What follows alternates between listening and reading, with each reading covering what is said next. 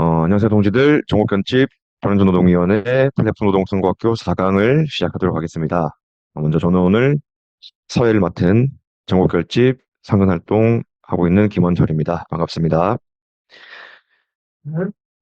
오늘 강의에서는 왜 플랫폼 노동이 노동안전보건의 최전선인지, 그리고 플랫폼 노동을 위험하게 만드는 구조적 문제들이 어떤 것들이 있는지, 그리고 또 마지막 결론으로 플랫폼 노동의 위험성을 어떻게 낮출 수 있는지 함께 고민해보는 시간을 갖도록 하겠습니다. 바로 오늘 강사분 소개드리고 강의 시작하도록 하겠습니다. 최민 한국노동안전보건연구소 집행위원장 동지 모시겠습니다. 안녕하세요. 저는 소개받은 대로 한국노동안전보건연구소라는 단체에서 일을 하고 있는 최민이라고 합니다. 오늘 이제 주제가 플랫폼 노동의 노동안전보건인데요. 사실 제목을 제가 안 지었어요. 예, 김원철 동지가 지어주셨는데, 그래서 그 노동안전보건의 최전선, 위험천만 플랫폼 노동 이렇게 지어주셨는데, 받고 나서 보니까 잘 지은 제목이라는 생각이 들더라고요. 그래서 거기서부터 얘기를 시작해 보려고 합니다. 왜 플랫폼 노동이 노동안전보건의 최전선인가? 제가 이제 오기 전에 앞에 강의들 저 듣고 싶었는데 못 들어가지고 자료를 좀 달라고 했더니 앞에 세 개 모든 강에서 네, 왜 플랫폼 노동이 노동안전보건의 최전선인가? 그 앞에 강좌들을 보니까 앞에 강의에서도 전부 다 안전보건을 언급을 하셨더라고요. 그 정도로 실제로 이제 거기서 가져온 것인데 처음 보시는 것 같죠? 복습을 하자면 이거는 이제 2강에 박정훈 동지가 하셨던 것인데 22년 기준으로 해가지고 이제 유수의 산재가 많이 발생하던 회사들, 현대자동차, 대우조선해양 뭐 이런 데들이 5위, 8위 이렇게 내려가는 사이에 90일이 이렇게 있던 우아한 청년들이 4년, 5년 만에 1위까지 올라오게 되고 아예 순위권에 들어있지도 않았던 쿠팡이츠가 또 10위 안에 올라오고 이런 변화들. 그래서 이 산재 다발하는 기업이 우리가 생각하는 제조업, 건설업 이런 데가 아니게 된 것인가? 대체 이게 어떻게 된 것인가? 23년 걸 가면 정말 이제 완전히 뒤집어졌다 이렇게 표현하기도 하고 이 표가 이제 처음에 공개됐을 때 저희도 되게 충격을 받았거든요. 그러니까 노동안전보건 운동을 한다고 하는 저희도 이렇게까지 완전히 이제 바뀌고 있다는 거를 실감하지 못하고 있었던 것 같아요. 근데 실제로 정말 운수창고 통신업의 산재 상위권 이거는 이제 고 운수창고 통신업만 보니까 더욱 그런데 산재의 상위권을 우리가 그동안 전혀 산재가 다발하는 이제 업종이라고 생각하지 않았던 곳에 산재와는 되게 거리가 멀어 보이는 뭐 무한청년들, 쿠팡 뭐 이런 회사들이 막 차지하게 된 것이죠. 이런 점에서 일단 이 플랫폼 노동자들의 안전보건을 주목하지 않을 수가 없고 그런데 우리가 숫자가 많다고만 해가지고 주목을 되게 꼭 하는 건 아니잖아요. 그러니까 예를 들어서 여전히 한국에서 광고들은 여전히 굉장히 산재가 많거든요. 그렇지만 우리가 그거보다는 플랫폼 노동자들에게 더 이렇게 관심을 쏟고 뭔가 중요하다는 어떤 직감이 드는 것은 약간 플랫폼 노동자들이 먼저 온 미래가 아닌가.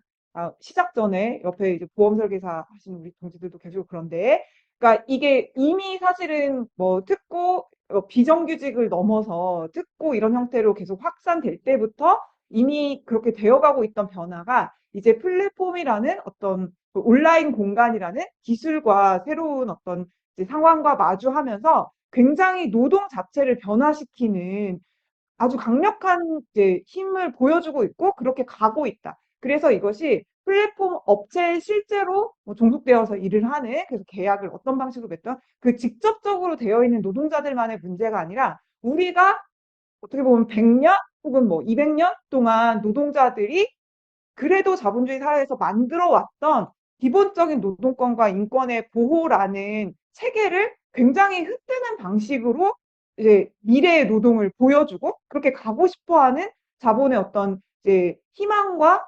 욕구를 드러내고 있는 노동 형태이기 때문에 저희가 플랫폼에 굉장히 이제 집중하게 되는 것 같습니다. 그래서 이건 이제 1강의 오민규 동지가 정리하신 것인데 저희도 그런 고민을 되게 많이 하거든요. 저희 단체에 노동시간 센터라고 이제 노동시간 문제를 다루는 주로 연구도 하고 뭐 해외 사례도 가져오기도 하고 노동자들하고 같이 이제 뭐 예를 들어 과로사 이런 걸로 투쟁을 하기도 하는 이제 센터 팀이 있는데요. 거기에서 이제 당연히 이제 노동시간 너무 중요하니까 맨날 이제 노동운동의 역사가 노동시간 단축의 역사고 노동시간을 어떻게 하느냐가 결국 삶을 어떻게 할 것인가의 문제이기 때문에 중요하다고 생각하는데 그러면 우리의 이제 주장이 예를 들어 한국에는 근로기준법상에 매주 52시간까지 할 수 있는 이것 자체를 더 줄여야 한다. 한국에는 근로기준법상에 야간 노동에 대한 규제가 없으니 규제를 만들어야 한다. 이렇게 얘기를 하면 그 근로기준법에 적용을 받지 않고 거기 바깥에서 일하는 노동자가 점점 늘어나게 되고 있다는 거죠. 그럴 때 우리는 무엇을 요구할 것인가? 사회보험도 사실 마찬가지로 지금까지 고용산재 건강 연금 이렇게 고용과 노동 관계를 기반으로 해서 우리가 우리의 노동을 벗어난 이제 사회적인 어떤 안전망조차도 그런 고용에 기반해서 만들어 왔는데 그러면 그것에서 벗어나는 사람들을 사실은 계속 이렇게 잔여적으로 남겨놓고 그 요구를 그러면 거기서 그나마 최소한 할 수 있는 거 이런 식으로 계속 따라가는 방식으로 계속 우리가 이 노동권을 혹은 우리의 인권을 요구해야 될 것인가 이런 과제를 플랫폼 노동이 굉장히 잘 드러내고 있다는 생각이 듭니다. 그런 점에서 예, 노동안전보건에서도 이 플랫폼 노동이 정말 최전선에 있는 문제라고 생각을 하고 이것은 이제 꼭 이렇게 저희 같은 단체나 노동자들만 이렇게 느끼는 게 아니라 뭐 학자들이나 기본적으로 뭐 ILO 이런 데서도 굉장히 중요하게 보고 있어요. 그래서 이제 플랫폼 노동의 안전보건의 주요한 성격 이런 거를 그 EU의 산업안전보건청 같은 데서 나온 보고서의 주요 내용을 가지고 소개를 좀 드리려고 하고 거기에 실제 한국에서도 그래서 이렇게 플랫폼에서 일하는 노동자들과 관련된 연구들이 많이 이루어지고 있거든요. 그래서 그런 실태를 조금씩 이제 나눠서 말씀드리도록 하겠습니다. 그 이제 제일 먼저 강조되고 있는 얘기 중에 하나는 플랫폼으로 노동을 하든 아니든 간에 업무 고유의 위험은 유지된다는 거예요. 그러니까 예를 들어서 사실 이건 우리도 많이 주장하는 바죠. 택배가 원래 다 이렇게 특고가 아니었다. 그 IMF 전까지도 직접 고용해서 했었고 그렇게 사실 할 수 있고 하기도 하는 일이다. 지금도 사실 많은 어떤 똑같은 일인데 정규직, 비정규직, 특고, 프리랜서 막 이렇게 다 같이 섞여서 일하는 형태들이 점점 늘어나고 있잖아요. 그래서 언제 들어왔느냐? 어떻게 처음에 시작하게 들어오게 되었느냐? 그거에 따라서 굉장히 비슷한 일을 하면서도 고용상의 지위가 엄청 달라지게 되는 그런 상황이라는 점에서 사실 이것도 당연히 이해를 할 수 있는 거죠.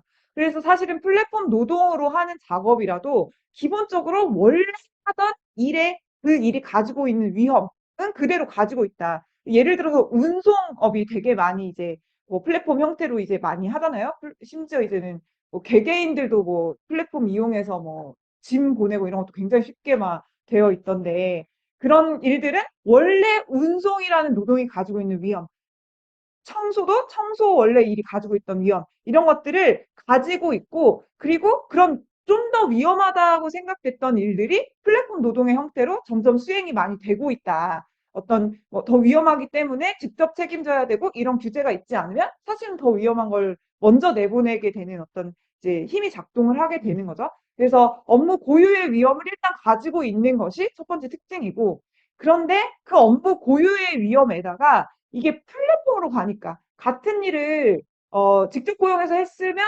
없었을 문제가 가서 프리랜서처럼 혹은 플랫폼 노동의 형태로 되기 때문에 발생하는 추가되는 위험이 있다. 이게 첫 번째는 교육이나 자격과 관련된 위험이 증가한다는 것인데요. 예를 들어서 뭐 숨고 같은 데를 통해서 우리가 어떤 이제 전문가의 어떤 일자리 이렇게 해서 뭐 그 사람한테 일을 맡긴다 이렇게 얘기를 할 때 이게 처음에 입직할 때나 회사에서 직원을 뽑을 때 선발하는 과정에 같은 자격 검토 이런 게 제대로 이루어지거나 엄격하게 이루어지지 않을 수가 있다는 거죠. 그리고 이제 가서 일을 맡게 될 때도 회사에서는 예를 들어서 어떤 일이 왔을 때 그 안에서 뭐 팀 안에서 역할을 분배할 수도 있고 뭐 자격이 있는 일 없는 일 이런 게 이제 계약을 하는 것은 내가 아니니까 회사가 되니까 노동자가 예를 들어서 이것은 내가 할 수 없는 일이다 이런 요구를 할 수도 있고 다른 사람을 더 붙여달라고 요구를 할 수도 있고 이런데 사실 이게 개인이 계약을 맺는 방식으로 되는 면서 사실 자격이나 경험이 없는 업무를 하기 어려운데도 그거를 평판 때문에 혹은 이 플랫폼에 남아있기 위해서 그냥 잡게 되는 경우도 있게 된다는 거죠. 그리고 그렇게 됐을 때 어떤 문제가 생기면 그 책임은 그냥 노동자가 지게 되는 거고 플랫폼은 뭐 이제 관리를 잘못해서 죄송합니다. 이렇게 하고 다시 넘어가면 끝인 이런 상황. 근데 그럴 때 발생하는 당연히 위험이 있을 수 있다는 거고 뿐만 아니라 저는 이제 이런 플랫폼 노동 같은 거 보면 정말 진짜 그 생각이 드는데 자본이 정말 꿈꾸던 그냥 노동력만 쏙 빼고 싶은 그런 마음 있잖아요. 이 사람이 5년 동안 우리랑 같이 하면서, 그럼 이 사람이 이제 나이도 들고, 그러면서 이제 예를 들어, 뭐, 더 재교육이 필요하면 그런 뭐 연수를 대준다. 뭐 보수 교육을 받게 해준다. 뭐, 나이가 들어서 그럼 힘이 좀 딸리면 일을 좀 줄여주고. 이런 걸 너무 하나도 하고 싶지 않은, 그냥 늘 쌩쌩하게 준비된 상태에서 이 일 하나를 딱 하는 그런 노동력을 원하는 것을 정말 너무 플랫폼이 들어주고 있다는 생각이 들고 그래서 계속 강조하지만 이것은 그 플랫폼 회사만의 문제가 아니라 전체 노동과 자본의 어떤 관계를 재구조화하는 문제라는 생각이 정말 많이 들기는 합니다. 아무튼 이런 재교육 이런 책임도 이제 다 넘어가게 됨으로써 교육이나 자격이나 이런 것과 관련된 이제 위험이 더 생길 수 있다는 거죠. 뭐 위험한 일을 하는 노동자들, 뭐 건설과 관련돼서 뭐 어떤 기술을 계속해서 습득하거나 이런 것들이 필요한데 이게 그냥 다 개인한테 오롯이 떠안게 되는 그런 일이 된다는 겁니다. 그다음에 또 하나는 이게 이것도 역시 마찬가지로 플랫폼이 아니고 내가 고용되어서 했다면 업무를 따오는 거, 고객과 직접 소통하는 거, 이 나의 계정을 설정하고 유지하는 거 이런 건 사실 회사가 경영이 해야 되는 일이잖아요. 그게 바로 자본이 원래 하는 일이잖아요. 그런데 그거를 다 본인이 해야 되는 거예요. 그 일을 찾고 약속을 관리하고 자기소개를 갱신하고 이 계정을 그 각각의 플랫폼의 계정을 유지하고 점수를 뭐 포인트를 관리하고 이런 데 시간을 계속 보내야 되고 그 시간 보내는 건 당연히 다 무급이고 그 과정에서 불필요한 스트레스 뭐 이건 이제 너무 지역적으로 느껴지면 제가 한 말이 아니라 정말 EU의 산업안전보건청에서 그러고 맨날 이 컴퓨터하고 이러느라 눈도 아프고 근골격 통증도 더 생긴다. 이런데 시간을 사실 낭비하게 돼. 정신을 낭비하게 된다는 것이 이제 또 문제이고 또 하나는 이것도 중요한 이제 플랫폼 노동의 성격이라고 생각을 하는데요. 이게 점점 더 재택하는 플랫폼 노동도 많이 늘어나고 지금도 여전히 이제 재택하는 플랫폼 노동과 이 온 로케이션이라고 하는데 그 현장을 돌아다니는 이 크게 이렇게 두 가지로 나눠서 보는데요. 근데 이 돌아다니는 이제 작업들이 이제 플랫폼을 통해서 많이 맡겨지게 되는 거죠. 기존에 곳에 모아놓고 이제 고용을 해서 일을 시키는 것에 이제 자본이 가진 효율성도 일부는 있을 수 있잖아요. 근데 그런 게 덜한 작업일수록 이제 플랫폼으로 빨리 들어가게 되는 것인데 그런 과정 그래서 그러니까 예를 들어 라이더, 택배 이런 데처럼 매일매일 현장이 달라지는 거죠. 그러니까 물론 이제 한 구역이 뭐 나의 구역 이런 게 있을 수는 있겠지만 매일 가는 집이 달라지고 같은 집을 매일 배달을 가더라도 매일 시키는 음식이 달라지고 이런 식으로 매일매일 현장과 일이 달라지는 사실 그거는 노동자가 위험을 사전에 알기가 굉장히 어렵다는 점에서 안전보건에서 굉장히 불리하거든요. 저희가 라이더 유니온이랑 같이 연구했을 때도 이 그 앱에서 알고리즘에서 배달할 수 있는 거리를 좀만 늘려도 그게 굉장히 부담으로 다가온다고 하시더라고요. 내가 늘 아는 뭐 10km 안에서 딱 왔다 갔다 할 때랑 장가본 그 5km, 3km가 더 늘어나는 게 굉장히 시간도 잡아먹게 되고 불안하기도 하고 실제 사고가 늘어나기도 하고 이런 얘기를 하시거든요. 실제로 그런 일들이 생기는 거고 꼭 이런 직접 운송을 하는 플랫폼, 아니, 그러니까 그런 노동이 아니라 하더라도 예를 들어서 요양보호사라든지 뭐 가사노동이라든지 이런 걸 플랫폼으로 하는 과정에서도 이동하는 과정, 방문을 하는 그 이동 과정에서의 위험도 추가가 되는 거고 그다음에 이런 계속해서 이렇게 현장이 달라진 것 자체가 굉장히 불안정한다든지 고객 스트레스를 줄 수도 있고 안전보건에 조금 더 컷을 맞추면 곳곳이 다르니까 예를 들어 안전화도 종류가 여러 가지가 있고 헬멧도 종류가 여러 가지가 있는데 늘 내가 쓰는 A라는 형태의 보호구가 어떤 때는 사실 맞지 않는 현장에 가서 일을 해야 되는 경우도 있을 수가 있고 그걸 미리 알기가 어려운 개별 노동자는 이런 상황들이 이제 플랫폼으로 일이 이루어질 때 직고용하거나 이제 회사가 책임지는 구조에서 노동자가 일을 할 때랑 다르게 새로 발생하는 이제 문제들입니다. 그런데 이렇게 그냥 단순히 이것만 봐도 이제 고용 관계에서 벗어남으로써 가지게 되는 이 부담들이나 기존의 노동자가 책임지지 않아도 되는 일들이 늘어나는 것이 있는데 그것뿐만 아니라 이 플랫폼 노동을 더 위험하게 만드는 그러니까 구조적인 문제들 여기서의 어떤 위험의 책임을 누가 져야 되는지 좀 헷갈리게 만들고 더 위험을 해결하기 어렵게 만드는 요인들이 있는 것 같아요. 이거를 이제 역시 EU 오샤에서도 지적을 하고 있는데 첫 번째는 이제 계약 그 자체입니다. 사실 이게 이제 여러분이 1, 2, 3강에서 계속 이제 들으신 내용이고 이것이 이제 핵심인 거잖아요.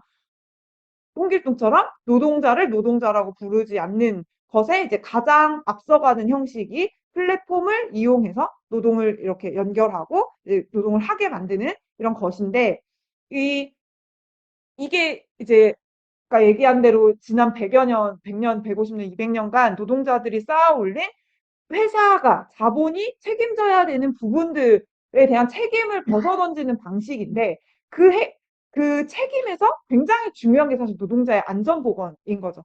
그러니까 노동 시간이 단축되어 온 것도 사실은 뭐 16시간 이렇게 일하던 시기에 그렇게 해서는 이제 살 수가 없는 재생산 자체가 불가능하다는 이제 그런 투쟁으로부터 시작돼 온 거잖아요. 정말 많은 이제 노동 환경들이 개선되고 이런 과정에서 저는 이제 노동자의 건강과 몸과 마음의 건강 문제가 굉장히 중요하다고 생각하는데 바로 그 굉장히 핵심적인 이 안전보건의 노동 안전보건의 책임을 회사가 아니라 플랫폼 노동자 개인이 지도록 하는 이 계약 자체가 이제 문제인 거죠. 사측이 일을 시킬 때, 또 일을 시킴으로써 돈을 벌게 되는 이윤을 얻게 되니까 져야 되는 이 책임을 흐리는 방식이 됩니다.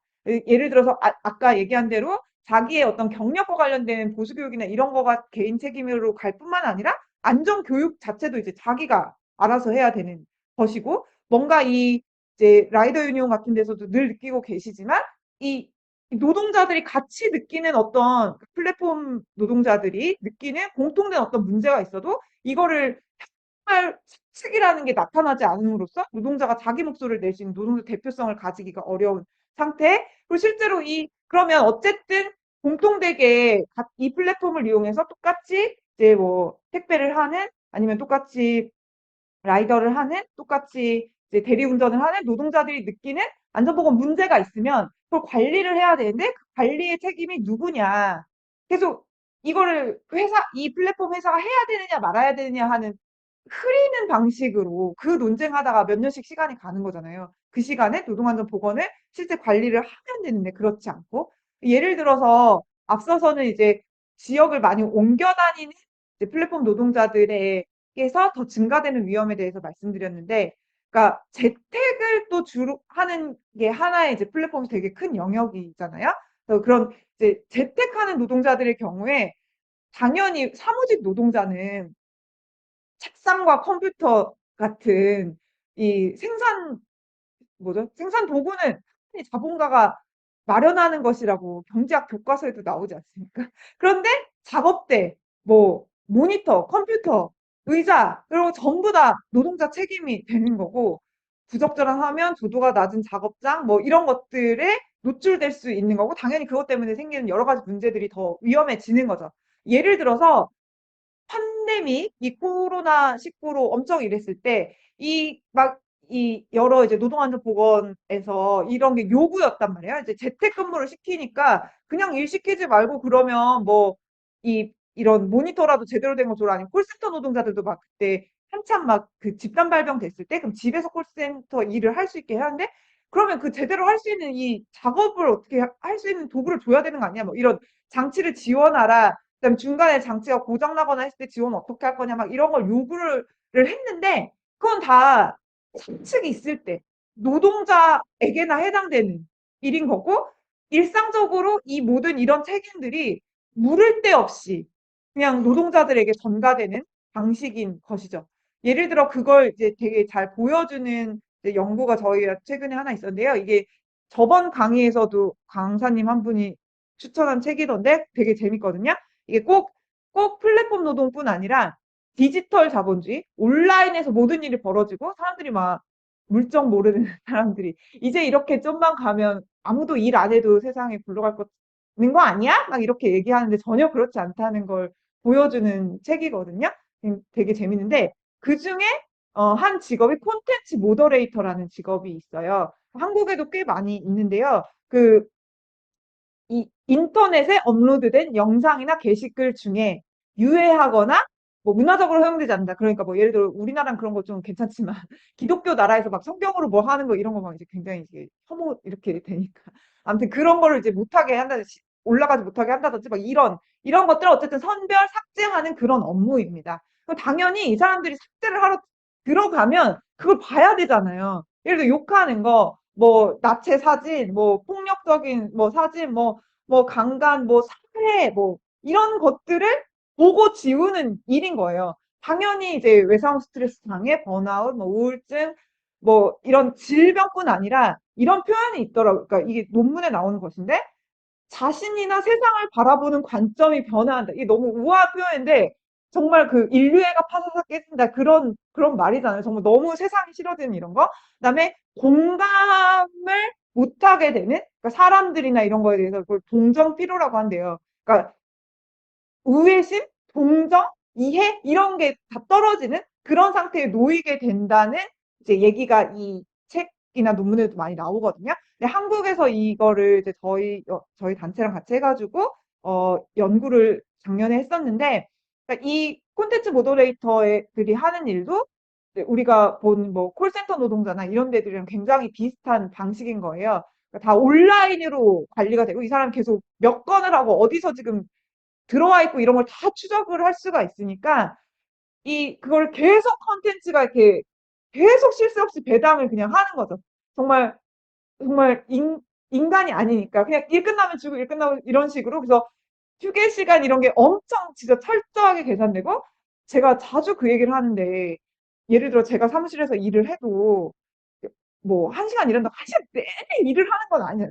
당연히 이제 잡생각도 하고 물도 먹고 화장실도 가고 그러는데 이게 정말 이렇게 로그인 로그아웃으로 계산을 하면 그 잠깐 물 마시고 이런 것도 다 이제 노동시간에서 빼지는 방식으로 계산되는 정말 아까도 얘기한 대로 인간이 아니라 그냥 노동력만 남는 그렇게 관리되는 방식인 것이죠. 그래서 그렇게 정말 화장실 가거나 한숨 돌리는 것도 쉽지 않은 그렇게 일을 막 관리를 하면서 거기에 계속해서 충격적인 콘텐츠를 계속 보아야 되는 그래서 예를 들어서 이 밑에 이게 한국 분이 하신 얘기인데 그러니까 나날이 AI가 실제로 자동으로 거르는 게 늘어난대요. 근데 그만한 속도로 콘텐츠 자체도 늘어나는 거예요. 그러니까 AI도 점점 발달되지만 그 이상으로 얼마나 컨텐츠가 많이 올라오고 있어요. 그러니까 이게 계속해서 일이 줄지가 않는다고 말씀을 하시더라고요. 그래서 본인 전혀 이전에는 보도 듣도 못한, 듣도 보도 못한 내용에 실제로 사람이 죽고 있는 이제 영상을 본 적이 있고 자기가 그걸 이제 처리한 적이 있다. 당연히 피폐해진다. 이런 말씀을 하는데 예를 들어 이런 게 전부 다 그냥 자기 책임이 됩니다.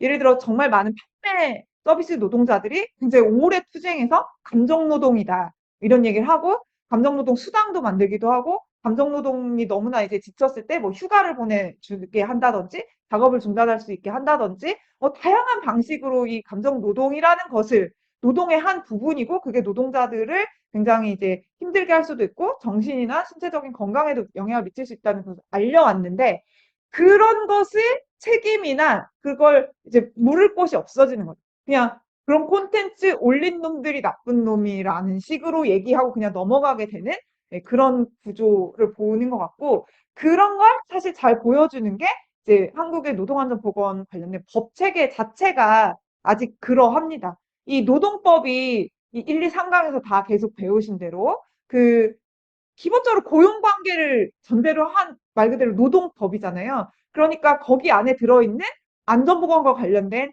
보상에 대한 법이나 예방을 하는 산업안전보건법이나 둘 다. 이 두 가지가 한국에서는 이제 노동자의 안전보건 체계의 핵심적인 법인데 이 두 가지가 다 기본적으로 근로계약 관계를 전제로 하는 그런 노동자들을 보호하기 위해서 만들어져 있어요. 그러니까 사실 거기서 벗어나는 일하는 사람들이 제대로 보상받기가 너무 어려운 구조입니다.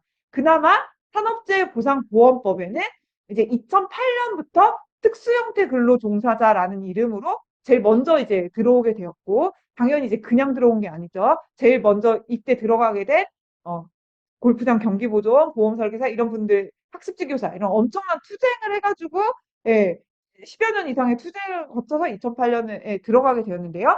비슷하게 일을 하는데도 근로기준법상 근로자가 안 돼서 보호를 못 받는 사람들이 있으니까 이 사람들이 주로 이게 전속성 개념이죠. 주로 하나의 일을 해서 그 돈을 받고 근로소득이지 일종의 그 돈으로 생활을 하면서 내가 다른 사람을 고용하지 않는 그런 사람이면 이제 특수 형태 근로종사자로 보자. 이렇게 하고, 그런데 그런 사람 모두 다가 아니었죠. 그 중에 대통령 명으로 정하는 직종에 속하는 자로 일부 직종만 넣어주는 방식으로 처음에 법을 만든 거예요. 그래서 이게 처음에 시작될 때 요렇게 네 가지 보험 모집인 여기 투쟁하셨던 분들이 다 있네. 콘크리트 믹서트 그다음에 학습지 교사 그 골프장 이땐 캐디로 돼 있었네요. 경기 보조원 요렇게 예, 였던 것이고 그다음에는 아시다시피 투쟁하면 하나 넣어주고 투쟁하면 하나 넣어주고 이런 식으로 정말 우는 아이 뭐 주는 식으로 이렇게만 넓혀져 온 거죠. 그리고 노조 만들고 목소리 낼 수 있는 사람은 그나마 여기라도 들어가는데 그 밖에 있는 사람들은 계속 자기가 뭐에 배제되고 있는지조차 모른 채로 그런데 그런 와중에 이제 막 3.3 이런 말 그냥 유행처럼 되고 플랫폼 들어오고 그런 상태가 이제 지금의 한국의 노동시장 상태인 것 같아요. 그게 그나마 이것도 이제 1, 2강에서 다루셨던데 23년 7월부터 이제 산재법에서 여러 개, 특히 이렇게 된 게 이게 본격적으로 계속 얘기된 게 플랫폼 노동, 라이더 이런 분들 덕분이죠. 그러니까 나는 주로 종사하지 않는다. 그렇지만 나는 다른 사람을 이제 내가 고용하지 않고 내가 여기서 벌어둔 소득으로 살고 있고 그런데 왜 내가 이것 때문에 보장을 제대로 못 받느냐 이런 투쟁을 계속한 거죠. 그래서 노무제공자라는 이름을 붙이고 자신이 아닌 다른 사람의 사업을 위해서 일을 해서 직접 노무 제공을 요청받아가지고 하는. 근데 이것도 역시 그 중에 대통령령으로 정하는 직종. 이제 플랫폼 노동을 얘기하면서 특수고용을 같이 얘기를 하고 있는데 사실은 이제 특수고용 노동자가 전부 다 플랫폼 노동자는 아니지만 사실 이렇게 넓은 범죄 특수고용 노동자 내지는 이런 식의 기존의 근로계약 관계를 벗어난 노동관계에 일하는 사람에 들어가고 처음에 말씀드린 것처럼 그게 확대되고 있는 그리고 가장 그걸 앞서가고 있는 방식이 플랫폼 노동이라고 생각해서 이제 같이 이제 말씀을 드리고 있습니다.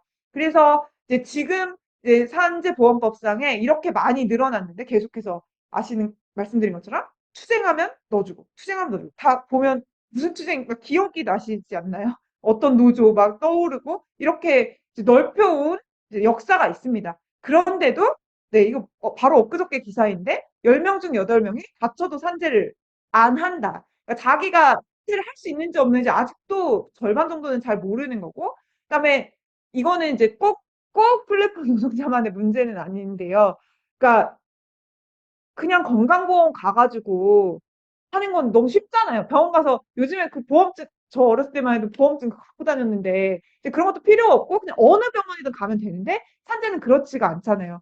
병원에 병원에 가서 뭘 떼가지고 내가 어쩌고 적어가지고 근로복지공단에 제출을 해야 되고 심지어 그게 뭐 되는지 안 되는지 해야 되고 어떤 병원은 또 산재가 안 된다고 하고 막 이러니까 굉장히 실익이 중병이 아닌 이상 수술 정도 하고 뭐 꽤 오래 쉬지 않는 이상 이게 별로 이제 실익이 없다. 게다가 이 플랫폼 특구 노동자들은 산재 일반 이제 노동자들하고 달리 노동자들은 회사가 내주잖아요. 산재 보험료를. 근데 그렇지가 않은 구조니까 돈을 낼 때는 부담인데 받을 때는 이게 실제 자기 벌이만큼 계산해서 이렇게 나오지가 않는 그래서 실제로 받는 금액이 너무 작은 그러니까 뭐 원래 이 취지가 휴업급여해서 푹 쉬고 그 중요한 노동력이니까 잘 회복해서 오라는 것인데 아픈 몸 이끌고 하루라도 빨리 그냥 복귀하는 걸 택하게 되는다는 말씀을 계속 다들 하시더라고요.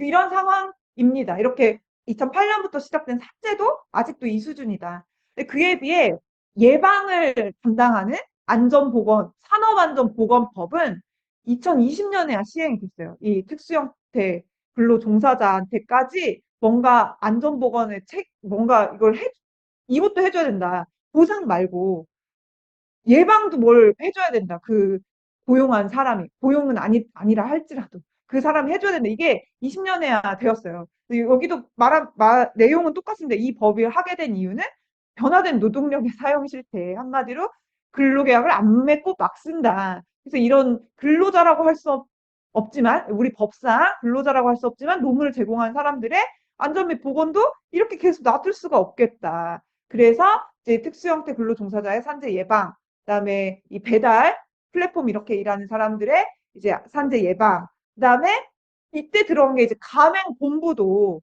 가맹점에 사실 이제 뭐 소사장, 자영업자 이런 데들에 대해서 일부는 책임을 져야 된다.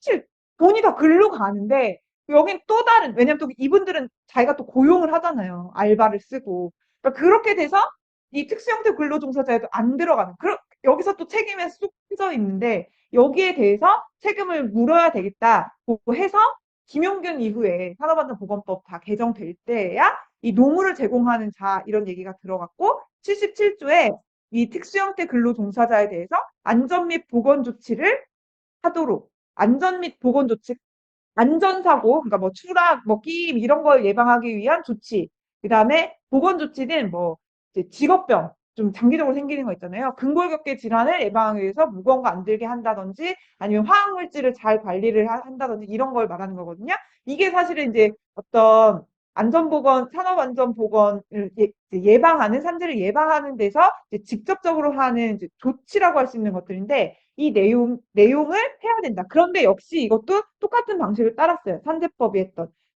전부 다가 아니고 이런 사람 모두가 아니고 대통령령으로 정하는 직종. 그러니까 산재법에서 했던 거 다도 아니고 그 중에 상당히를 끌고 오는 방식으로 했고 여기 도가 아니라 여기는 아직도 예, 이게 주로 하나의 사업이 남아있는 상태입니다. 그리고 이제 안전조치, 보건조치가 제일 메인 내용이긴 하거든요. 산업안전보건법에서 제일 메인 내용이고 굉장히 그게 많아요. 그래서 예를 들어 건설에서 뭐 안전바를 뭐 몇 미터 간격으로 설치하는 이런 것까지 아주 자세한 내용들이 많아서 그거를 산업안전보건법 보통 법이 법 시행령 시행규칙 이렇게 돼 있잖아요. 근데 산업법만 여기에 산업안전보건 기준에 관한 규칙이라는 네 번째 그 규칙에 해당되는 게 하나 더 있습니다. 거기에 뭐 몇백 개, 680 몇 개인가? 그거의 조항으로 해서 굉장히 자세하게 이 조치들을 열거하고 있어요. 그런데 이제 그거를 해야 된다라는 게 그 앞에 1항에 있는 거고 그거 외에 교육도 해야 된다. 이걸 2항에 굳이 따로 쓴 것이고요. 그런데 예를 들어 제가 교육으로 볼게요. 그다음에 이제 배달 종사자에서도 똑같이 해야 된다는 게 78조에 있고요. 근데 교육에 대한 걸 보면 이게 이제 그 표거든요. 지금 산업법에서 해당되는 특수형태 근로종사자의 그 직종이에요. 대통령령에서 정한 직종. 그래서 산재법보다 조금 적죠. 그런데 여기에 입생만 교육을 해야 되는 직종이에요. 어떻게 생각하세요? 너무 여러 가지 생각이 드는데요, 저는. 일단, 학습지 교사는 교육을 안 받아도 되나?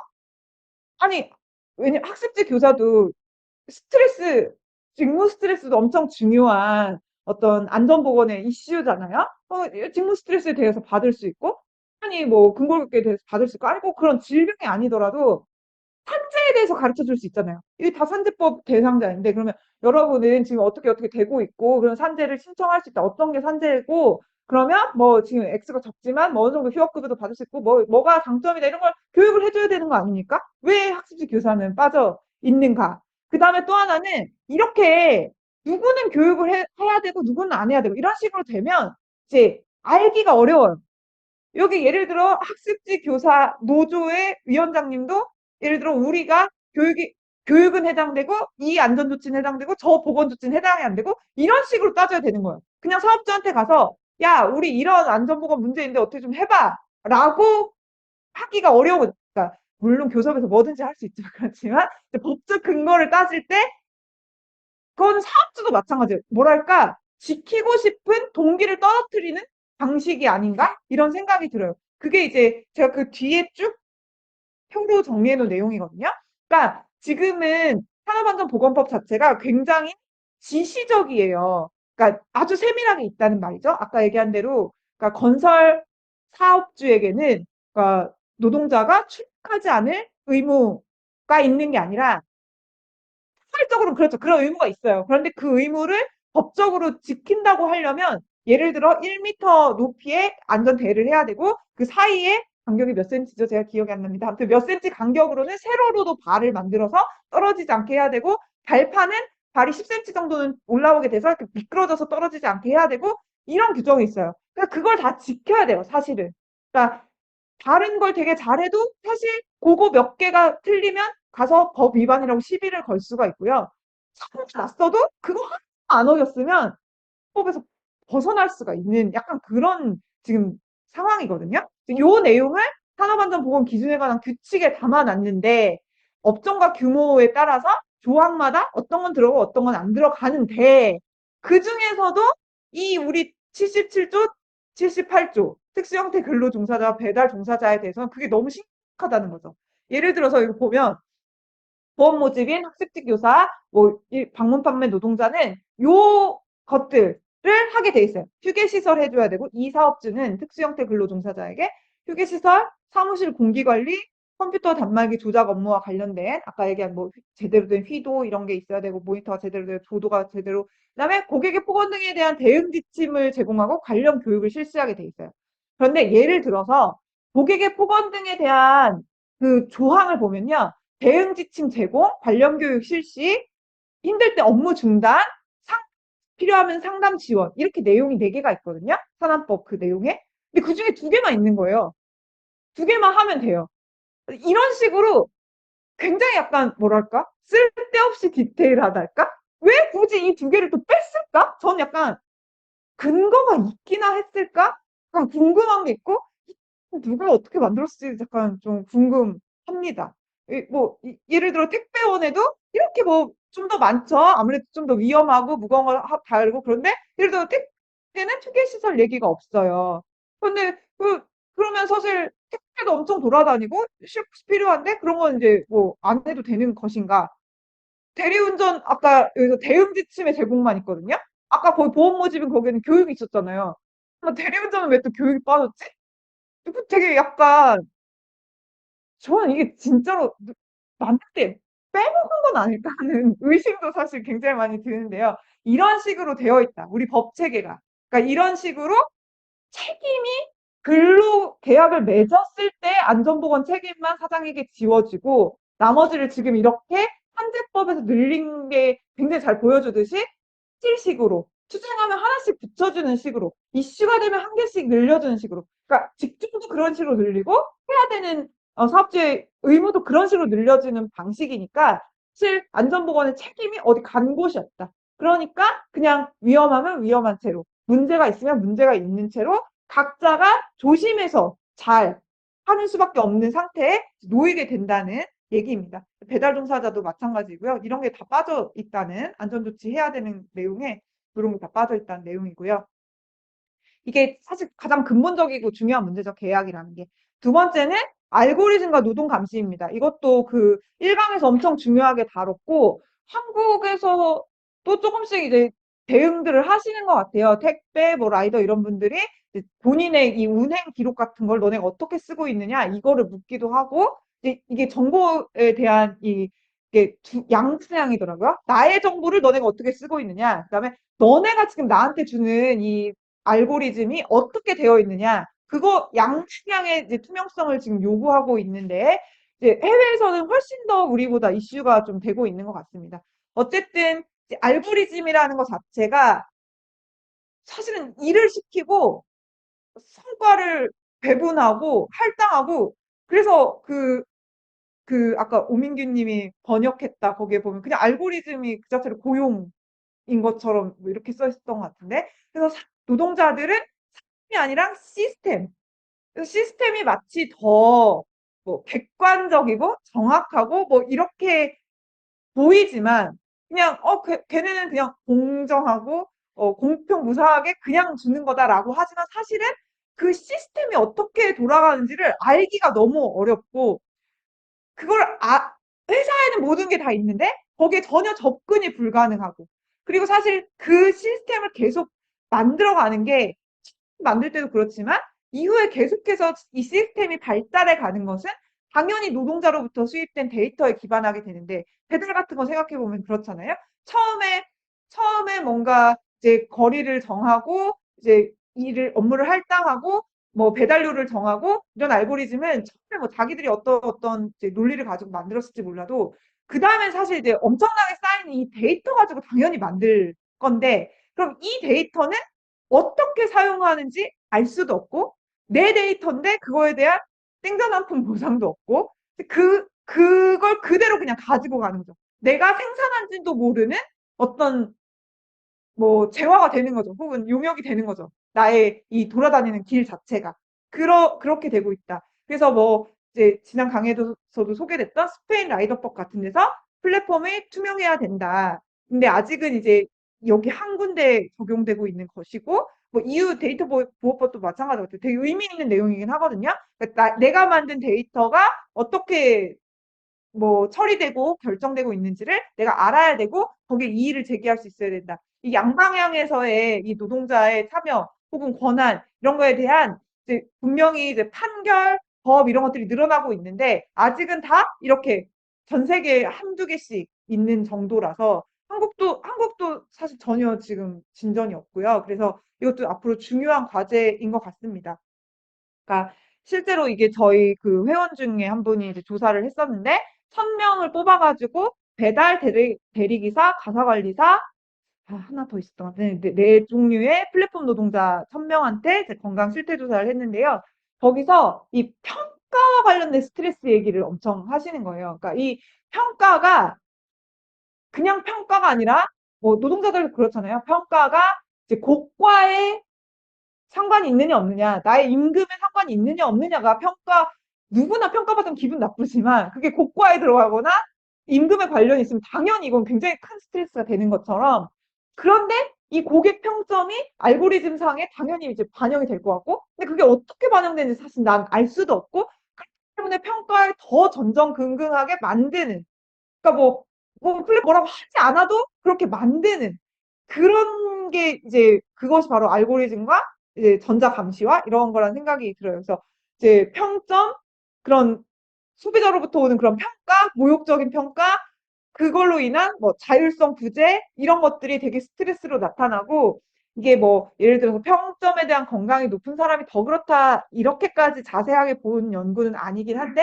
어쨌든 일반적인 인구에서보다 플랫폼 노동자들이 피로도 높고 우울 증상도 높고 저는 이게 불안정 노동자들이 아주 옛날부터 불안정 노동자가 그러니까 비정규직 노동자가 정규직 노동자보다 이게 다 불안이 높고 피로가 높게 나오는 것과 같은 일맥상통하는 면이 있다고 생각하고 이제 플랫폼에서는 그게 전자감시의 형태로 그러니까 좀 더 알 수 없는 블랙박스 같은 형식으로 나타나는 게 아닌가 그런 생각이 듭니다.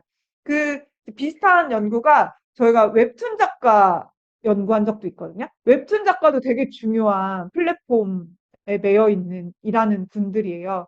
저도 웹툰을 엄청 많이 보는데 그 진짜로 이제 그리고 또 그 회사들이 그렇게 독자와 소비자를 그렇게 만들잖아요. 그래서 뭐 누가 맨날 올라오는 웹툰이 좀 길이가 좀 짧거나 그러면 막 댓글에 프로 정신 없다. 막 이런 느낌 있잖아요. 이거를 지금 보라고 지금 올린 거냐. 그다음에 뭐 누가 요새는 좀 나아졌는데 아프고 해도 옛날에는 그 관리를 좀 못한다는 식으로 그 무서운 이데올로기 같은.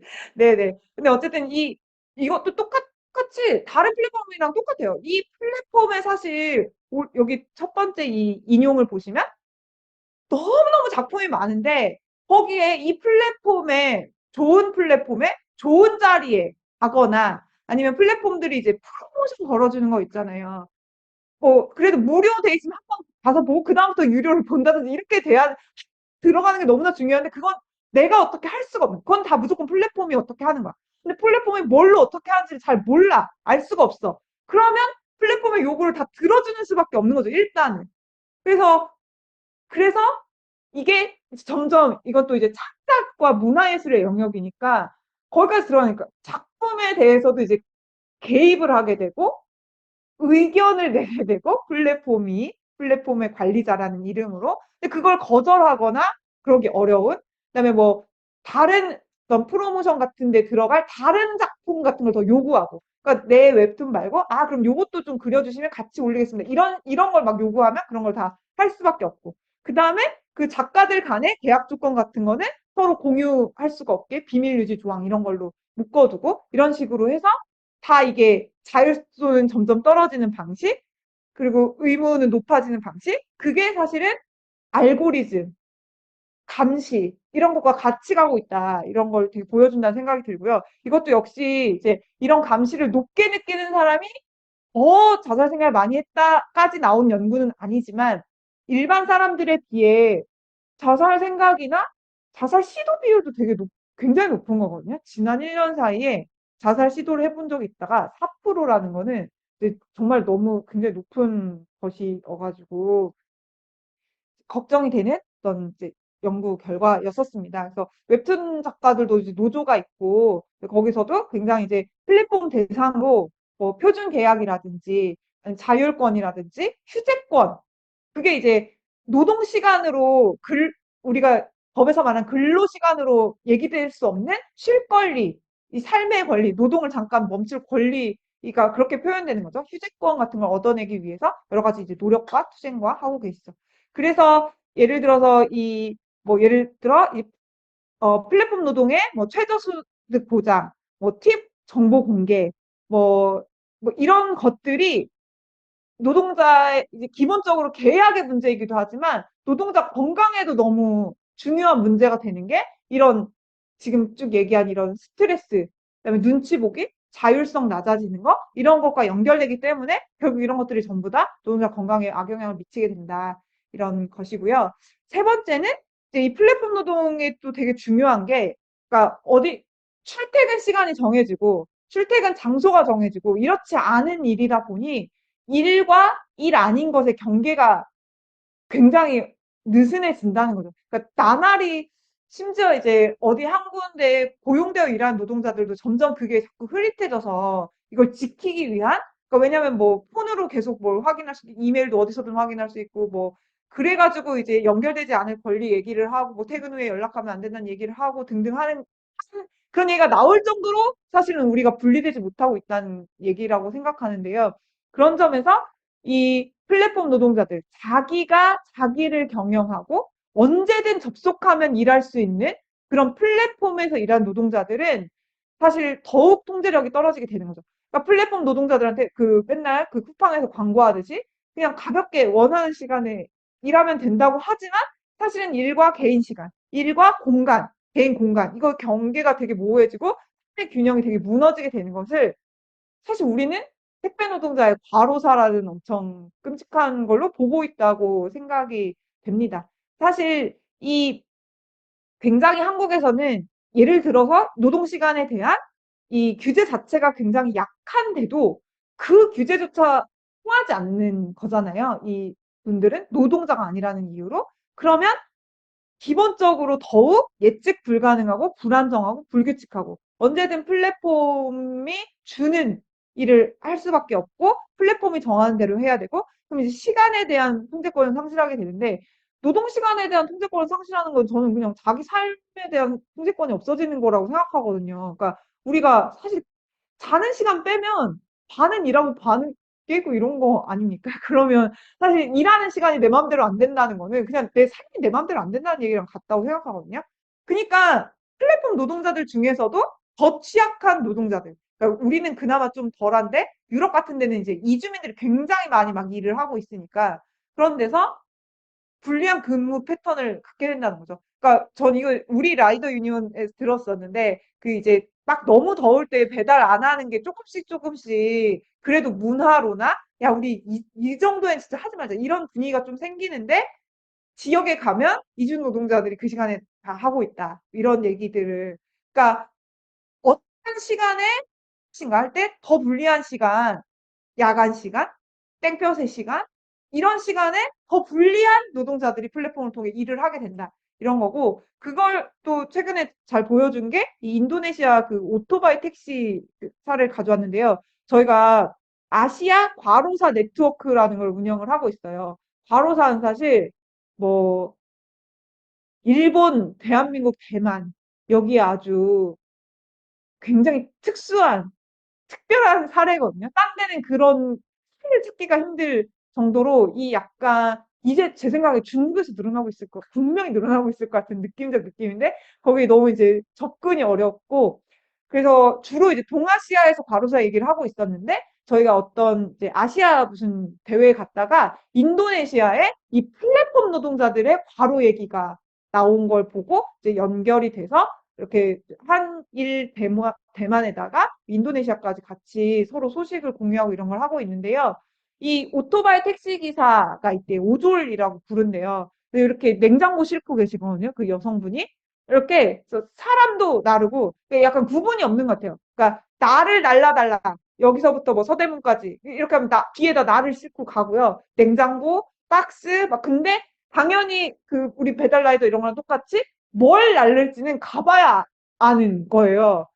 뭐 아무튼 그런 식으로 되어 있고 근데 인도네시아 큰 나라잖아요. 500만 대나 하고 있고 대표적인 플랫폼이 고잭, 뭐 그랩, 뭐 맥심 뭐 이런 게 있다는데 고잭인가의 주요 모델 중에 하나가 BTS래요. 그래서 이제 이분이 글을 하나 써서 보냈는데 자기가 실제 상담하고 있던 조합원 중에 한 명이 사고가 나서 사망했는데 그 사망하기 일주일 전에 만났을 때 진짜 초췌하고 야간에만 일해서 이 날롱으로 일해서 엄청 다크서클 있고 이래서 그 모습이 진짜 옷은 똑같이 그 고잭의 옷을 입고 있는데 BTS랑 너무 달랐다. 그러더니 일주일 뒤에 정말 사고 나서 사망했다. 이런 글을 보내서 좀 가슴이 아픈 적이 있었는데 이 오졸을 이제 밤에만 하는 사람을 날롱이라고 부른다고 하더라고요. 뭐 박쥐라는 뜻에서 이제 만든 말이라고 해요. 그래서 여기도 정말 비슷한 것 같아요. 그러니까 코로나 때 한참 보너스 인센티브 배달 막 많으니까 그런 때는 덜 했다가 수입이 줄어드니까 밤에 해서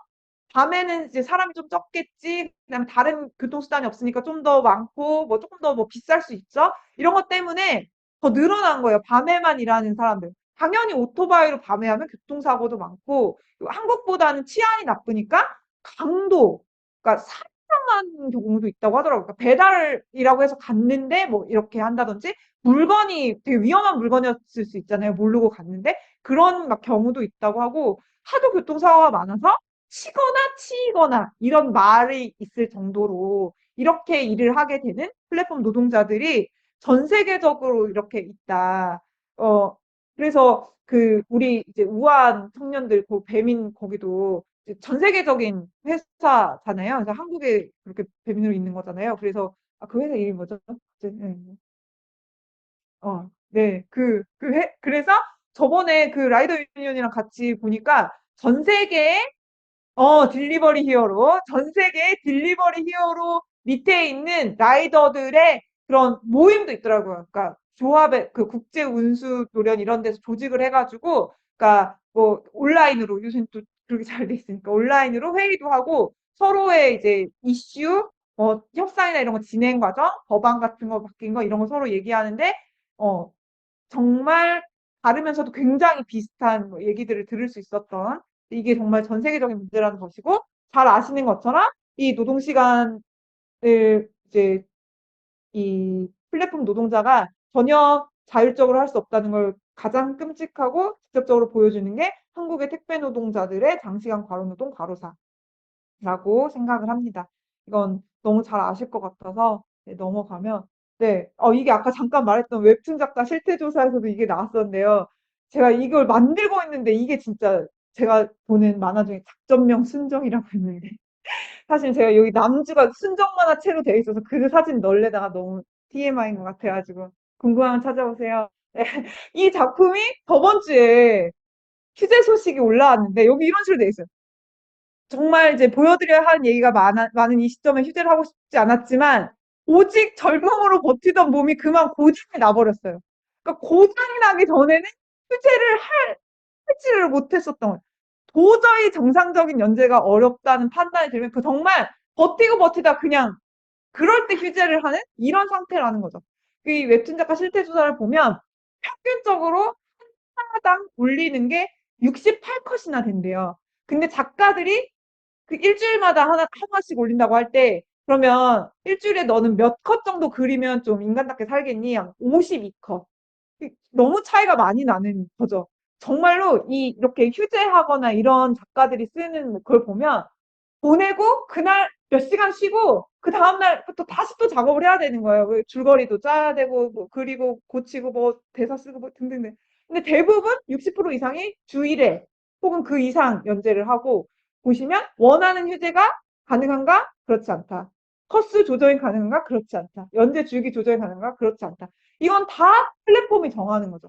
그런데도 플랫폼은 고용이 아니다. 연재 주기도 정하고 컷수도 정하고 휴재할지 말지도 정하는데 고용이 아니다. 그럼 고용 아니어도 되니까 그럼 니네 책임을 져라. 돈은 니네가 버는데 니네 그 돈이 어디서 나오니? 내 이 핏덩어리 내 손가락과 허리와 바꾼 그림에서 나온 거 아니냐? 이런 투쟁을 해야 한다는 것이죠. 네 번째는 간단한데 사실 굉장히 중요하다고 생각하고 노동자 운동의 입장에서 오늘 여기 결집 아닙니까? 노동자 결집하는 게 얼마나 중요합니까? 저는 노동자한테 정말 힘이라고는 우리 모이는 거 머릿수밖에 없는데 플랫폼은 고립되게 만든다. 사회적 지원을 서로 할 수 없게 만든다. 그게 진짜 너무 중요한 문제고 저는 거의 이게 진짜 큰 또 그들이 생각하는 메리트가 아닐까 하는 생각이 들어요. 정말 이게 학교 안에서 예를 들어 라이더들이 모이지 않게 서로 보이지 않게 흩어져서 일하게 할 뿐만 아니라 지금 아까 얘기한 대로 딜리버리 히어로는 전 세계에 그냥 인력을 분산해서 이렇게 하게 하고 이런 게 이제 좋은 급진적은 아니지만 작업장, 노동, 우리가 생각하는 노동자의 단결, 우리의 집단 행동 이런 거에 정말 급진적인 변화를 가져오고 있다, 플랫폼이.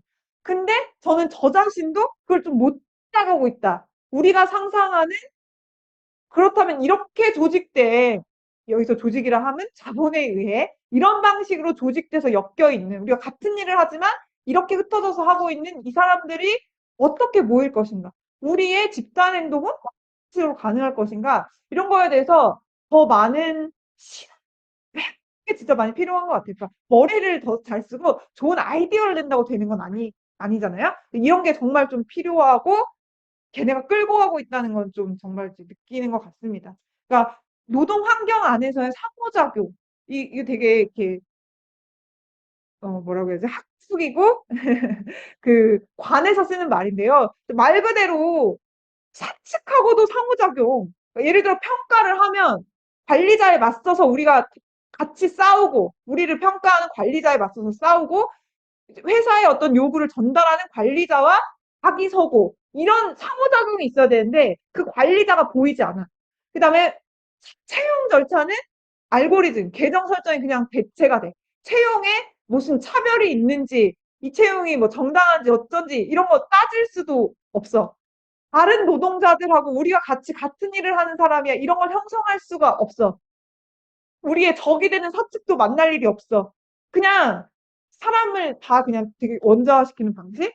그러니까 노동자의 단결이 방해가 되고 기존의 보호 체계들, 노동법 이런 것들이 그러니까 법상의 고용 관계가 아니라서 뿐만 아니라 이전의 특권과 좀 더 다른 게 이전의 특권 그래도 이렇게 모일 공간과 이런 게 있었다면 이제 그것마저 없는 그러니까 예를 들어서 보험 설계사면 우리가 노동자가 아니라 개별로 계약을 맺어도 예를 들어 무슨 손보의 이거다 이게 있었다면 지금은 그냥 그것조차 없는 그냥 플랫폼에 내가 이렇게 들어가서 하는 것처럼 만드는 방식 그러다 보니 안전보건 체계 자체가 맞지가 않게 되고 동료로부터의 지지는 물론이고 그 겨자씨만큼 있는 회사로부터의 지지라는 것도 없게 된다. 아까 얘기한 뭐 교육을 받게 한다든지 무슨 아주 작고 뭐 원서 이런 거 있잖아요. 복지 이런 것도 진짜 없게 되고 그냥 그런 거에서 사람들이 또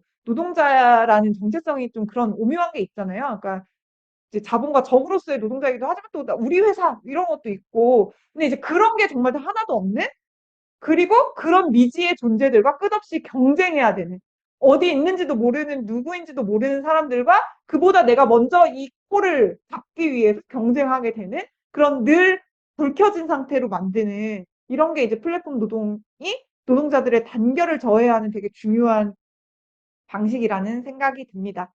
이런 상황에서, 그러니까 사실 이제 맨 뒤에 결론에 뭐 몇 가지 쓰긴 했지만, 뭐 이제 앞으로의 과제 이런 게 어떻게 보면 뻔하기도 하고, 어떻게 보면 굉장히 좀 쉽지 않기도 하고, 그런 상황에서 좀 그 중간이 될 수 있는, 아까 말한 다양한 하는 거, 실험들, 뭐 저는 그 단결의 실험들, 뭐 투쟁의 실험들, 뭐 이런 것들이 되게 필요하다고 생각하고, 안전보건에서도 그런 걸 이제 최근에 나름 라이더 유니온이랑 했던 게 있어서 짧게 소개를 시켜드리고 싶습니다. 그 23년, 24년 초까지 해서 이제 플랫폼 기반 배달 라이더의 위험성 평가 이런 제목으로 저희가 같이 여기 오신 라이더 유니온 지부랑 같이 연구를 진행을 했었는데요. 배경이 이제 이 위험성 평가라는 게 요새 엄청 뜨고 있거든요. 그게 이제 나라에서 엄청 밀고 있어요. 그게 중대재해처벌법에 특히 이제 그게 들어가게 되면서 중대재해처벌법상에 너네가 중대재해를 예방하기 위한 안전보건 체계를 잘 세웠는지를 위험성 평가를 잘했다면 한 걸로 봐줄게. 요런 항목이 있어요. 그래서 갑자기 위험성 평가 엄청 뜬 거거든요. 위험성 평가 컨설팅 이런 게 엄청 시장이 됐는데 그러면서 그걸 이제 위험성 평가의 핵심은 노사가 모여서 같이 우리 일터에 위험이 뭐가 있는지를 쫙 정리를 해본 다음 그중에 먼저 해결해야 되는 더 중요한 위험이 뭔지를 쫙 순서를 매겨서 위에서부터 급한 것부터 빨리빨리 개선해 나가는 이런 이런 흐름. 그러니까 당연히 한 해에 다 고칠 수는 없잖아요. 그럼 올해는 3개, 내년에 그러면 4등부터 5등까지 이런 식으로 해나가라. 자율적으로 노사와 같이 이런 얘기예요. 그렇게 해서 줄여가겠다. 이게 이제 지금 윤석열 정부가 밀고 있는 것이거든요. 근데 그러면 우리의 질문이 있는 거죠. 그럼 노사 자율 안전인데 노는 있어. 우리 라이더가 노야. 그럼 사가 어디야? 플랫폼이야. 플랫폼이 이걸 해야지. 너네 안 나올 거야? 그럼 위험성 평가는 누가 해야 돼? 플랫폼이 해야 되지 않겠어? 그럼 안 한다면 이 우리 배달 라이더의 위험이 이렇게 늘고 산재가 이렇게 많아지는데 이게 플랫폼 기업과 관계가 없는 거야? 그래서 위험성 평가 안 해도 되는 거야? 당연히 이거 답이 없으니까 우리가 직접 하기로 한 거죠. 우리가 나서서 사가 안 하니까 노동자가 생각하는 뭐가 위험하고 그러면 어떤 위험을 먼저 개선할 것인지 위험을 목록화하고 순위를 매겨서 더 빠르게 먼저 급하게 개선해야 될 게 뭔지를 우리가 꼽아보겠다. 좀 따라와라. 이런 어떤 취지로 시작을 했습니다. 그래서 조합원들하고 사전 인터뷰를 해서 뭐가 위험하다고 생각하는지 요인을 쫙 여러 가지를 최대한 뽑아보고요. 그 기존에 나왔던 실태조사 이런 데서 나왔던 위험이랑 정리를 하고 중소 플랫폼 기업 2군데도 인터뷰를 했어요. 우한 청년들은 인터뷰 요청을 거절하였습니다. 그리고 뭐 현장도 보고 뭐 이렇게 해가지고 저희가 이 7개 영역에 18개 문항을 만들었어요. 이게 저희가 그냥 머릿속으로 만든 게 아니라 실제 노동자들이 적어준 여러 이제 문제들, 우리 헬멧을 헬멧이 뭐 제대로 안 쓰거나 뭐 그래서 이제 사고가 나서 더 커진다 뭐 이런 얘기 해준 걸 쭉 쓴 거거든요. 보면 저희가 다 넣은 게 아닌데도 앱과 알고리즘에 대한 문제가 이렇게 여러 가지가 있는 거예요. 운전 중에 배달 앱을 확인을 해야 돼가지고 전방을 안 보고 자꾸 폰을 보게 된다. 아니면 심지어 보는 것뿐만 아니라 터치해야 되는 상황이 있다. 그다음에 위험해서 아까 얘기한 대로 좀 오히려 위험한 날은 좀 잘 아는 짧은 거리만 다녔으면 좋겠는데 뭐 넓게 다니게 한다든지 위험해서 배달을 덜 해야 되는데 거기에 굉장히 이제 프로모션을 돈을 많이 줘서 위험한데 배달하러 나오게 만든다든지 이런 이제 프로모션 이런 것들을 이제 제기를 해주시기도 하고요. 우리가 흔히 생각할 수 있는 비 와서 미끄러운 도로, 날씨로 인한 위험 이런 것들도 이제 위험하다 이런 걸 적어주셨어요. 이거를 저희가 점수를 매겨 본 겁니다. 이제 했을 때뭐 만약에 그 위험으로 인한 사고가 발생한다면 얼마나 위험한 사고냐, 그 다음에 그 일이 얼마나 자주 발생하겠냐, 그래서 5 곱하기 5로 점수를 1점부터 25점까지 매기도록 했어요. 그래가지고 봤더니 저희가 한 860명 정도 이제 설문을 했거든요. 조합원은 많지가 않아요. 대부분이 비조합원이었고, 그래서 보니까 중대한 위험이 11가지로 뽑혔어요. 보면 그 중에 운전 관련 요인, 그러니까 도로가 미끄러워서 비, 눈 왔을 때가 진짜 위험하다. 이런 게 제일 이제 좀 많이 높게 나왔죠? 그런 거. 그다음에 나도 난데 옆에 차들이 너무 이륜차 위험하게 운전한다. 뭐 이런 것들이 높게 나왔어요. 그런데, 아이고, 아이고. 그런데 동시에 여기 운전 중 앱을 터치 조작하느라 위험하다. 앱 화면을 자꾸 봐야 돼가지고 전방 주시가 어렵다. 그다음에 위험한 상황에 오히려 운전을 유인하는 프로모션이 문제다. 이런 얘기도 이 11개 중에 3개나 들어가게 된 거예요. 그래서 이 말 그대로 이게 그리고 조합원들이 좀 더 점수를 전반적으로 높게 주죠. 그러니까 위험이 더 크다고 보는 건 사실이고 조합원들이 조금 더 앱과 알고리즘에 더 민감한 것도 사실이에요. 저는 그건 교육의 효과라고 생각하거든요. 그치만 이거 비조합원이 훨씬 숫자가 많기 때문에 다 비조합원의 결과예요. 비조합원에서 뽑은 게 거의 그대로 가게 되죠. 왜냐하면 조합원 숫자가 적으니까. 그래서 어쨌든 38개 위험성 저희가 꼽은 것 중에 11개는 중대한 위험이다. 중대한 위험은 노동부가 뭐라고 권고를 했냐면 위험도를 줄이기 위해 상당히 많은 자원을 투입해야 되는 경우가 많고 위험도를 줄일 때까지는 안 하는 게 좋겠다. 이런 얘기. 긴급 조치를 취하는 것이 바람직하다. 근데 그게 주로 운전 관련 요인과 앱과 알고리즘 요인이에요. 이 두 가지 영역에 대해서 플랫폼이 이걸 책임을 지고 같이 관심과 개선 대책이 필요하다. 그리고 이 알고리즘과 앱이 그냥 계약상의 문제, 그냥 그 플랫폼 기업의 경영의 문제, 기술의 문제가 아니라 안전과 관련된 위험성 평가의 대상이다.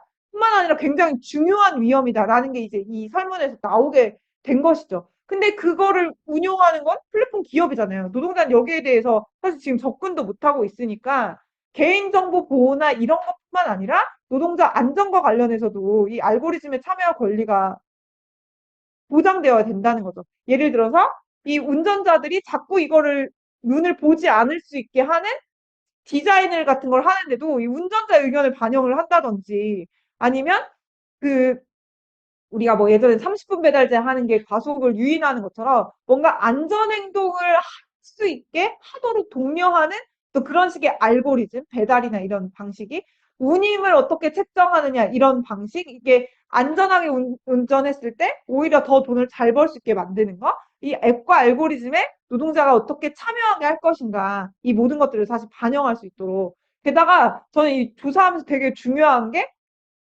미끄러운 도로나 다른 운전자의 위험 이런 거는 당장 우리가 해결할 수 없는 거 아닌가 하는 생각이 드는데 그것조차 알고리즘으로 일부는 완화시킬 수 있다는 거죠. 눈이나 비가 올 때 주문 범위 혹은 배달 범위를 좁히면 아까 얘기한 대로 먼 데를 위험하게 모르는 길을 가서 비도 오는데 멀고 미끄러운 데 가서 발생하는 위험은 줄어들 수 있는 거잖아요.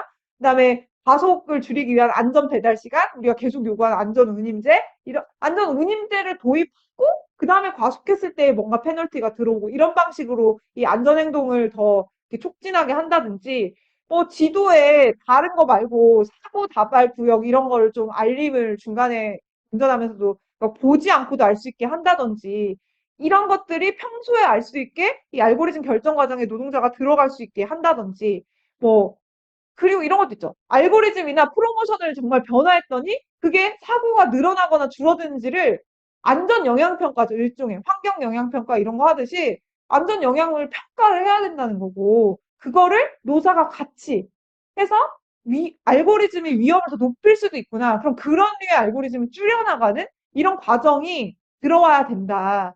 이런 거를 하기 위해서는 무엇보다 사측이 나타나야 된다. 이 알고리즘을 운영하는 플랫폼사가 나타나야 된다. 이런 이제 취지의 조사를 했고 이 내용을 뭐 사측에도 전달을 하고 네, 국회에서도 발표하고 그랬었고요. 사실 뭐 국회 발표나 이런 거에 뭐 사람들이 많이 오거나 그러진 않아가지고 좀 아쉬웠는데 반응이 왔어요. 저희 연구가 끝난 지가 오래됐거든요. 5월쯤에 끝났는데 9월에 기사가 난 거예요. 사회법학회라는 데서 어, 알고리즘이 직접적인 원인이라는 증거는 없다. 이런 논문이 전 나왔다는 게 우리 연구를 신경 쓰고 있구나 하는 약간 반증이 아닐까 이런 생각을 저는 좀 하였고요. 그러니까 이런 얘기예요. 기후, 신호위반, 과속하니까 그게 직접적인 원인이죠. 근데 바로 그거를 완화시킬 수 있는 방법이 기후를 우리가 직접 완화시킬 수는 없죠. 비를 안 오게 할 수는 없잖아요. 그러면 비 올 때 안전하게 운전할 수 있는 알고리즘을 짤 수는 있죠.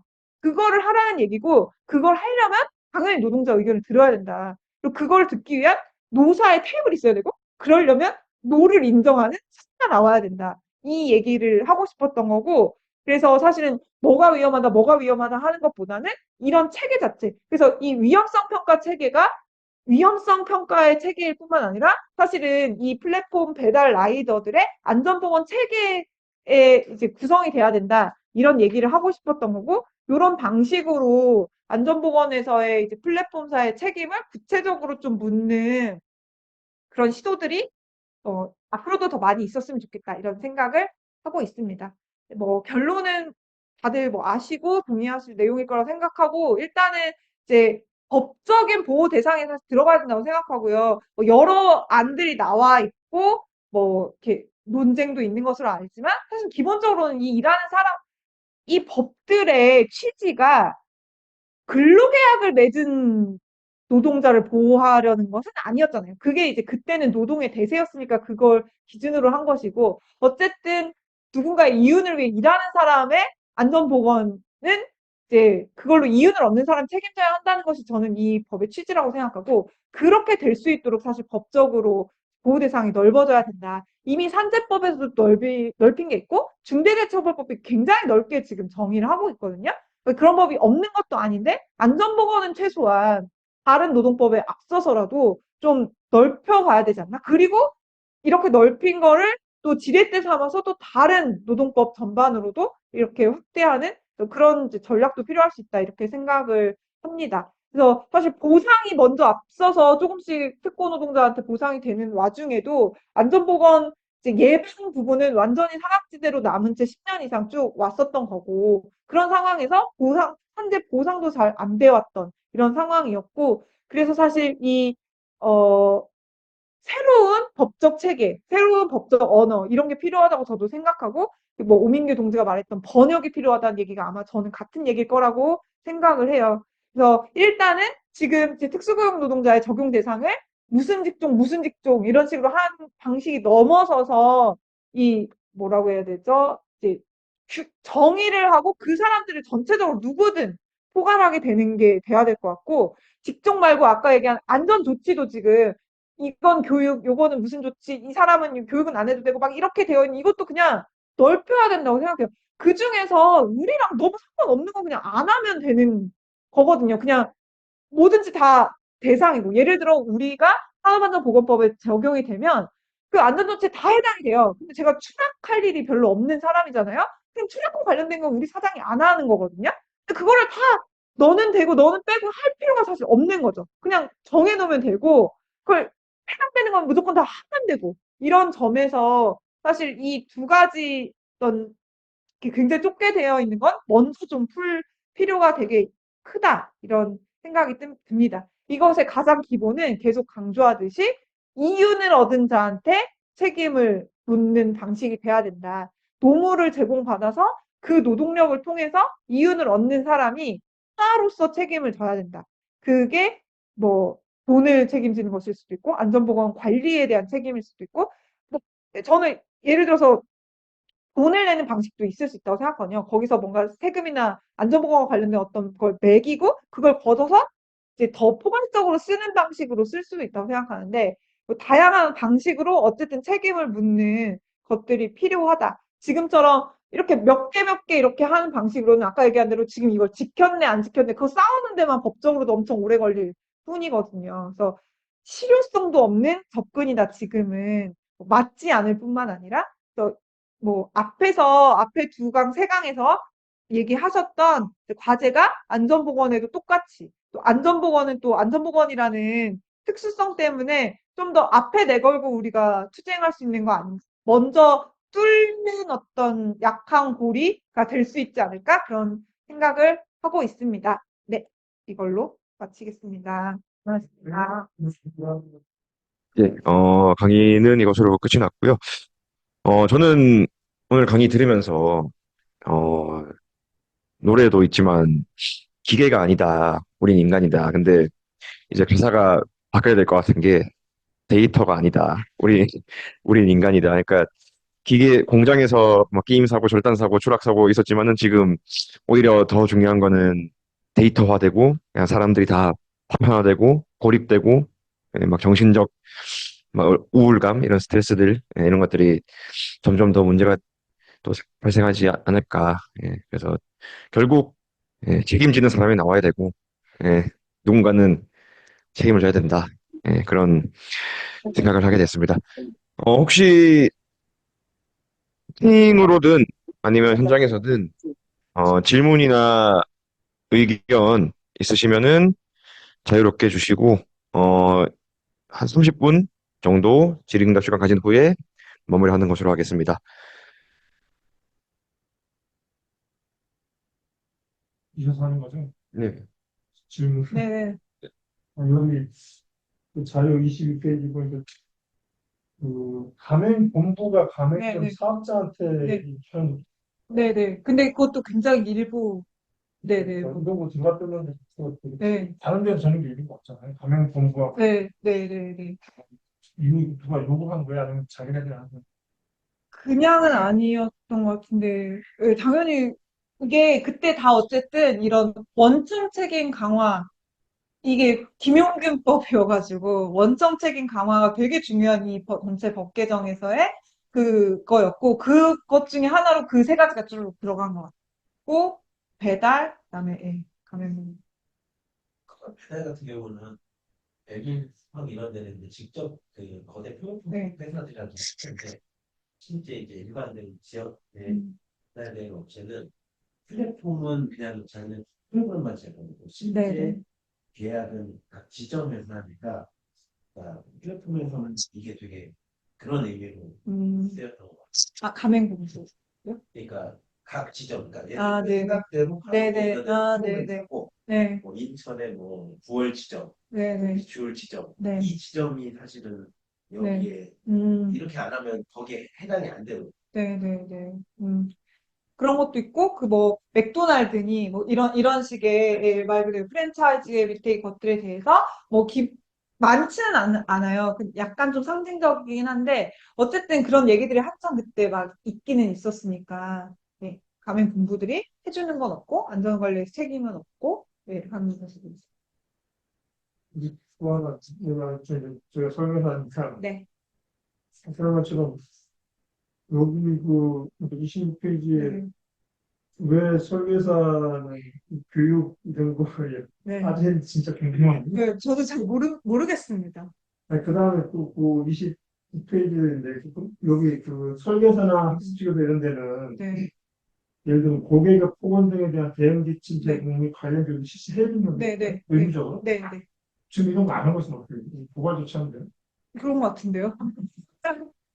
지금 전혀 안 들어가는 네. 시키니까 그걸 해야 돼. 그러니까 이런 거를 알기가 어렵다는 거예요.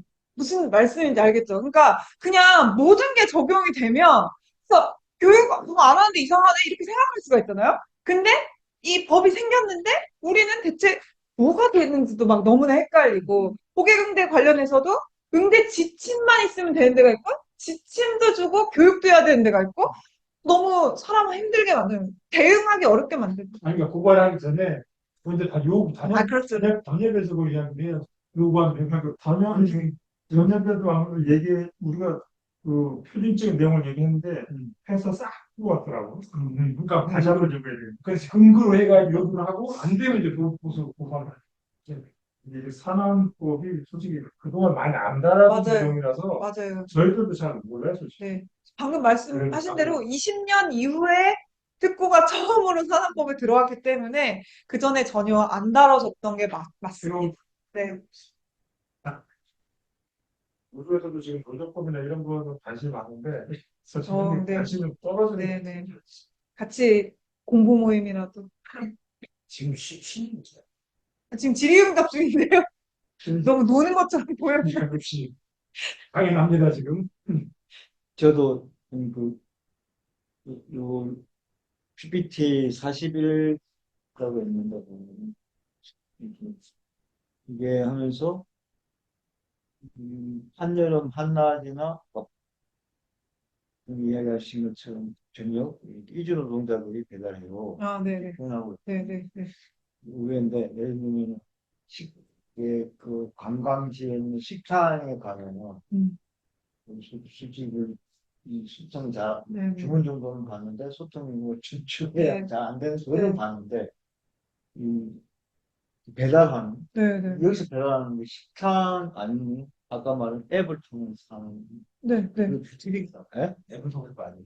그렇게 근데 지금은 이제 여기는 한 낮이나 깊이 시간대에 주로 한다고 나오는데 지금은 점점 더 늘어나고 있고 특히 이제 지역의 경우는 음, 수도권이나 이런 밀집 지역은 음, 아무래도 그 배달비라든지 음, 아니면 또 여러 가지 환경이 지금은 조금 더 괜찮기 때문에 한국 사람들은 그런 한국 사람들이 주로 많이 하는데 지역으로 갈 경우에는 음, 좀 서울도 별로 없고 단가도 낮고 그러니까 수익, 그러니까 기사 자체가 부족할 가능성이 네. 있고 그러면 그 사업주가 브로커 요즘에는 브로커도 네. 운전면허나 이런 거를 음, 남의 아이디를 또 빌려다가 아, 외국인 노동자를 데려다가 쓰는 경우도 많은 조직적으로 이제 갖춰져서 그 이주 노동자들의 비율이 어느 정도 그것까지는 통계나 이런 것까지는 쉽지 않은데 점점 체감상 좀 많아지는 거. 저도 잘 몰랐습니다. 이게 확실히 한국에서도 수도권과 비수도권의 노동 시장과 구조 자체도 굉장히 정말 다 달라지고 있는데 약간 예, 서울에 있는 사람이 좀 못 따라가는 면이 있는 것 같아요. 아, 또 하나는, 그, 60, PT 60에, 이게 좀, 이제 아까 말하는, 이게 두 개 가지고 다니는, 네. 보통, 내 핸드폰하고, 앱 보는, 이렇게 되는 거야? 아니요, 주로 자기 핸드폰으로 하고 아니, 근데 여러 개를 갖는 그쵸. 경우는 다양한 콜을 그쵸. 동시에 받으려고 그러니까 네. 주로 퀵 서비스가 이제 다양한 네. 몇 개의 프로그램에서 네. 두 개 정도 막 앞에서. 네, 네. 아, 그러면 그게 별도로 패드가 있는 게 아니라, 그냥 자기 개인 다 거기 개인 핸드폰이에요. 다 개인 거의 다. 핸드폰이고 네. 그러니까 원래는 한 개의 핸드폰만으로 했었는데 음, 점점 수입이 주니까 이게 원래 같이 하면 안 되는 배달은 같이 하면 안 되거든요. 왜냐하면 뭐 배달 시간도 있고 그렇기 때문에 요즘에는 또 한 집 배달, 뭐 배달 순서도 알뜰 배달도 순서가 있기 때문에 다른 앱의 주문을 같이 받아서 하면은 이거 자체가 이제 징계 사유, 계약 해지의 사유예요. 네? 그럼에도 불구하고 콜이 너무 없고 그러니까 그런 경우가 점점 늘어나고 그것도 그렇지만, 여기 보면 굉장히 이제, 보면 실제로 보면 막 가사가 하나 들고, 요즘에는 헬멧에 이제 네. 통하는 거야 그렇지만, 솔직히 아까 말 앱을 통해 가지고 보니까, 솔직히 들고, 막 들고 막, 이게 서가지고 이렇게 하는 분도 계시지만, 가면서 막, 막 하는 사람들이 앞에 쳐다보고, 와, 그 차 옆으로 지나가면 내가, 나 자신이 불안한 경우도 있는데, 누가 해야 될지 모르겠지. 요즘에는 이제 굉장히 많이 발전한 말로 생각, 네, 네. 예? 말로, 쉽게 하면 말로, 이렇게 안 찍어도 말로 이런 걸 좀, 실제 그걸 저희가 요구했었어요. 오케이, 그러니까 오케이. 여기 자료에 나오는 핸드폰을 터치해야 되는 게 이제 콜이 들어오면 콜을 수락해야 예, 어쩔 수 없잖아요. 예. 근데 그것도 방법은 있거든요. 사실 앱상에서 시속 속도를 측정할 수 있고 일정 속도 이하로에서만 수락할 수 있게 한다는 방법은 이제 고민하면 다양하게 있는데 뭐 그것까지 저희가 주장한 건 아니지만 이제 일정 시간 동안 배달이 안 되고 있으면 배달하고 있는 게 맞나요? 이렇게 떠요. 네. 그러면 그것도 네 좀, 이렇게만 누르면 되는 게 아니라 그걸 누른 다음에 한 네 번을 눌러야 돼요. 배달 중이라는 거 아니까. 그래서 이걸 왜 이렇게 하느냐. 그러니까 뱀이라고 하는 첨단 이 시스템을 갖추고, 물류 그 혁신 기업이라고 하는 국민에서 왜 이걸 네 번씩이나 누르게 하느냐. 그리고 주행 중에 배달 중인지 맞냐 이거를 아니, 음성으로도 할 수 있고 이런 걸 개발해서 그렇게 해달라라고 했는데 그렇게까지는 안 했고 네 번에 걸 눌러야 되던 걸 한 번으로 간소화시키긴 했어요. 그런, 게 아까 말하는, 결국은 뭐 이런 기본적인 시스템이 만들겠지만은 기술자가 만들지 실제 그걸 운영하는 거는 실제 이 모든 이 배달 노동자들이 그걸 운용을 돌리는 거잖아요. 그럼 아까 말하는 수정 보완을 해가면서 어쨌든 네. 어쨌든 노동자한테 유리하게 안전하게 그런 걸 해야 된다는 걸 네, 네. 말씀드리고 더불어 가지고 아까 얘기했던 이제 비가 오는 비 오는 거는 그래도 그렇다 치더라도 솔직히 눈이 와가지고 빙판이 되어 있을 때는 뭐 아예 그냥 수도하는 경우도 있겠지만 아까 보면은 누군가 하긴 하더라도 아예 없으면 안 하는데 누군가는 아까 말한 끝불나면 이주노동자들 최고의 이 당장 먹기 살기 막막한 부분을 해야 되는 거다. 걸어가서라 쓰면 아까 얘기했던 그 순단이라 그랬다면 이제 움직이는 거잖아요.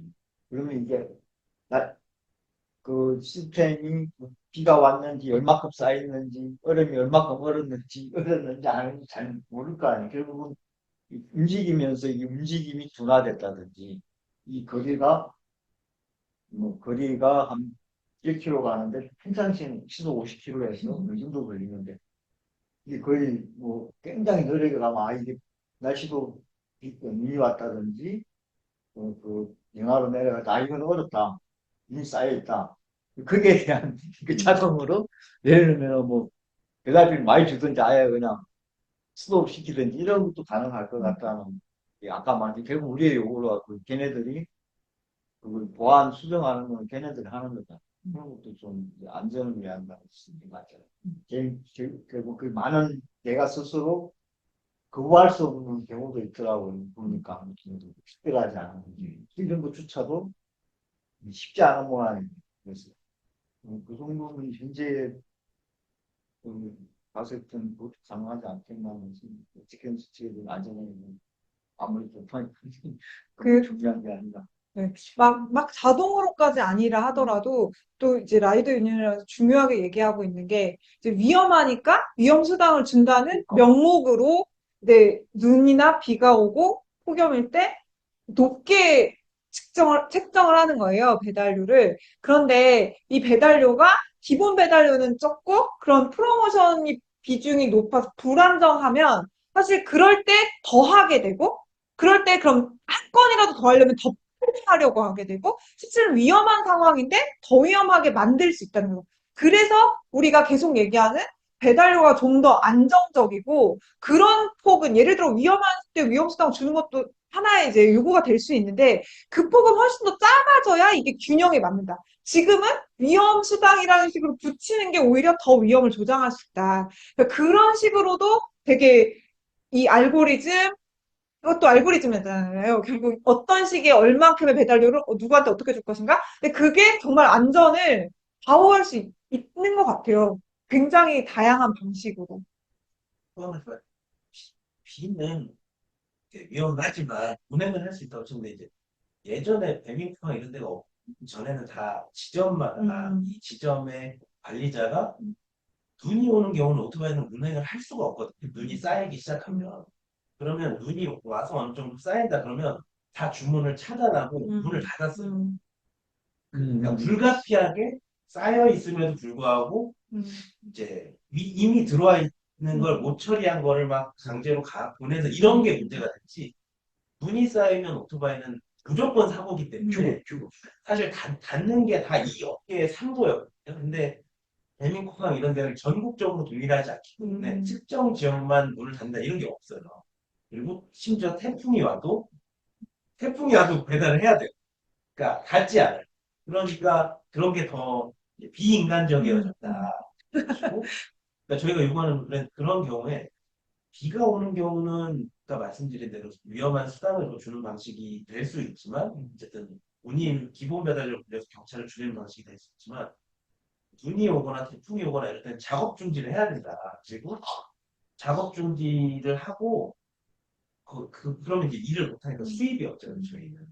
그러니까 지금 실업급여가 굉장히 뭐 전혀 받을 수가 없거든요. 그러니까 그런데 직접적으로 그때 작업 중지한 어떤 소득을 기후실업급여 이렇게 줘라 이런 요구를 하고 플랫폼은 앱을 보통 몇 개 쓰나요? 그렇게 많이 무섭고. 그러니까 배달할 때는 하나, 하나 쓰기 원칙이에요.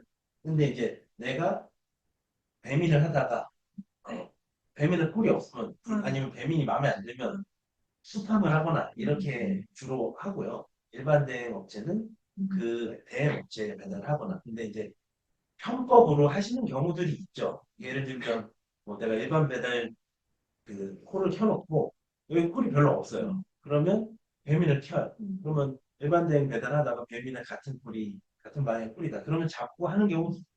근데 그렇지만 이거는 다 불법이에요. 회사에서 허용한 방식이 아니에요. 근데 이제 여러 개를 두고 하는 경우는 퀵이 이제 뭐 인성 데이터에 뭐 예를 들면 뭐 프로그램사가 여러 개인 거를 내가 이렇게 같이 할 수 있어요. 네, 그런 경우 퀵하고는 조금 다르죠. 퀵은 그렇게 가능한데 지금 일반 일반 라이더는 안 된다는. 그렇죠. 아, 그것도 이게 4개까지 봤어, 내가. 4개가, 얘는 퀵은 기본 한 맞아. 줄 앞에는 그래서, 아, 그 퀵이. 또 하나 있는데요. 우리 웹툰, 글씨가 너무 적어. 44, PPT 44.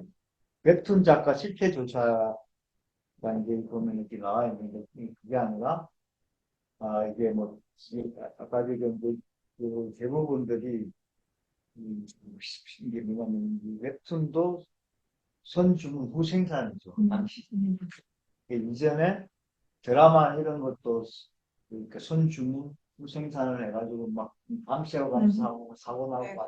문제가 네, 생겨가지고 광고를 바꿔가지고 이제 그 사전 드라마를 제작, 네, 네. 쫙 찍어놓고 이렇게 네, 좀 필요한 수정 보완해가지고 한다고 네, 네. 들었는데 이런 것들에 대한 이거는 이 당사자들이 고민해야 되긴 한데 네, 네. 그런 방법도 좀 그래야지 사람이 쫓기지 않 결국은 이게 쫓기는 거잖아요. 이게 네. 내가 이 연지가 끝날 때까지 온전히 살아야 되고 건강해야 되고 정신도 맑아야 되고 이게 사람 산다는 게 그걸 쭉 못하다면은 이런 방법도 물론 좀 좋지 않겠지만 갑자기 그 말씀 들으면서 이런 순 주문하고 나서 생산하니까 이런 일이 좀 프로페셔널이니까 이게 좀 그러면 수정 보완을 쓰시는 되겠대. 그러면은 이런 게 벌써 조금은 네네. 이 부담감에서 조금은 벗어날 수 있지 않나. 네네. 그런 것도 당연히 방법일 것 같고, 뭐, 그, 말씀을 들으니까 되게 드라마 현장 같은 데랑 비슷한 면이 있는 것 같고, 드라마 예전에 그 방송 비정규직 노동자들이랑 뭐 작업할 때도 그 얘기 많이 하시거든요. 그러니까 여기서 이제 횟수가 되게 많다 이런 것처럼 드라마가 정말 일주일에 시간이 많은 편이라는 거예요. 그러니까 외국에서는 일주일에 한 편, 뭐 40분에서 50분 정도 하는데 한국은 50분짜리 두 개를 일주일에 뭐 이런 거라든지 그러니까 그런 말 그대로 그 분량, 그다음에 시즌제 이게 이렇게 정해져서 말씀하신 대로 그 뭐 선제작이 뭐 몇 년치 선제작이 아니라 하더라도 시즌 뭐 3개월 이 정도는 사실 미리 해놓고 네, 계약해서 그다음에 내보낼 수 있죠. 많아도 사실 끊어가지고 내보낼 수 있고 그 정도마다 쉴 수 있게 좀 이게 보장이 되고 그런 다양한 거는 이제 들여올 수 있을 것 같고 그런 논의들을 해볼 수 있을 것 같습니다. 네네. 라이더 분들은 이거 다 거의 이제 전업으로 하나요? 아니면 이제 부업하는 분들이 많아요? 부업하는 분들도 많고. 그러니까 지금 아까 이제 과로사 관련돼서 이제 얼마 전에 그 배달왕 뭐 이렇게 네네네. 분이 이제 사고로 돌아가셨는데, 그러니까 그렇게 이제 장시간 노동인 사람들도 많은데 요즘에 이제 기존의 전통적인 제조업에서 이제 잔업 특근 이런 게 없어지다 보니까 거의 정신퇴근을 해요. 그러면 이제 오토바이를 타고 오시거든요. 그러니까 제가 이제 그 아는 형 공장에서 들은 얘기인데 이제 점점 한두 명이었다가 지금 세네 명 뭐 이렇게 늘었는데 그러니까 아침에 8시에 출근해서 한 6시쯤 퇴근하는 거예요. 퇴근해서 오토바이를 타고 배달을 시작하는 거예요. 그래서 거의 12시 마감이 3시거든요. 그러니까 12시에서 3시 이 사이까지 계속 일을 하는 거예요. 그리고 아침에 또 8시에 출근을. 근데 이제 기존의 잔업특근으로 받았던 그 월급 보전금이 안 되니까 네. 그걸 채우기 위해서 그걸 하는 경우인데 이분들 노동 시간이 엄청나. 근데 노동 시간을 이렇게 이제 그치. 배달 자체도 문제지만 음. 전업도 음. 이게 문제지만 이렇게 투잡으로 하시는 경우가 되게 맞아요. 많아지더라고요. 네. 그러니까 제가 그걸 왜 여쭤보면 좀 요즘에 많이 고민하는 게 이게 독립담회라고 있잖아요. 지금 노착취 형태가 박리다치치 약간 냉장고로 가는 느낌이 있어요. 그러니까 그 플랫폼이 뭐 말하자면 뭐 여가 시간 활용한다 명분은 인데 그런 조그만 시간들을 착취로 활용하는 거죠.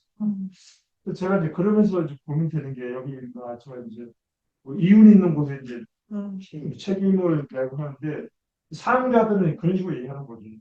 예를 들면 여기 한두 시간 일하는 사람한테 내가 뭘 좀 책임이다 이런 논리가 생길 수 있다. 그래서 제가 생각하는 게 이거를 좀 집단적인 책임. 맞아요. 그래서 예를 들면 이제 공공이나 국가 책임 이런 거를 전 좀 강조해야 되지 않나 이런 생각이 많이 들거든요.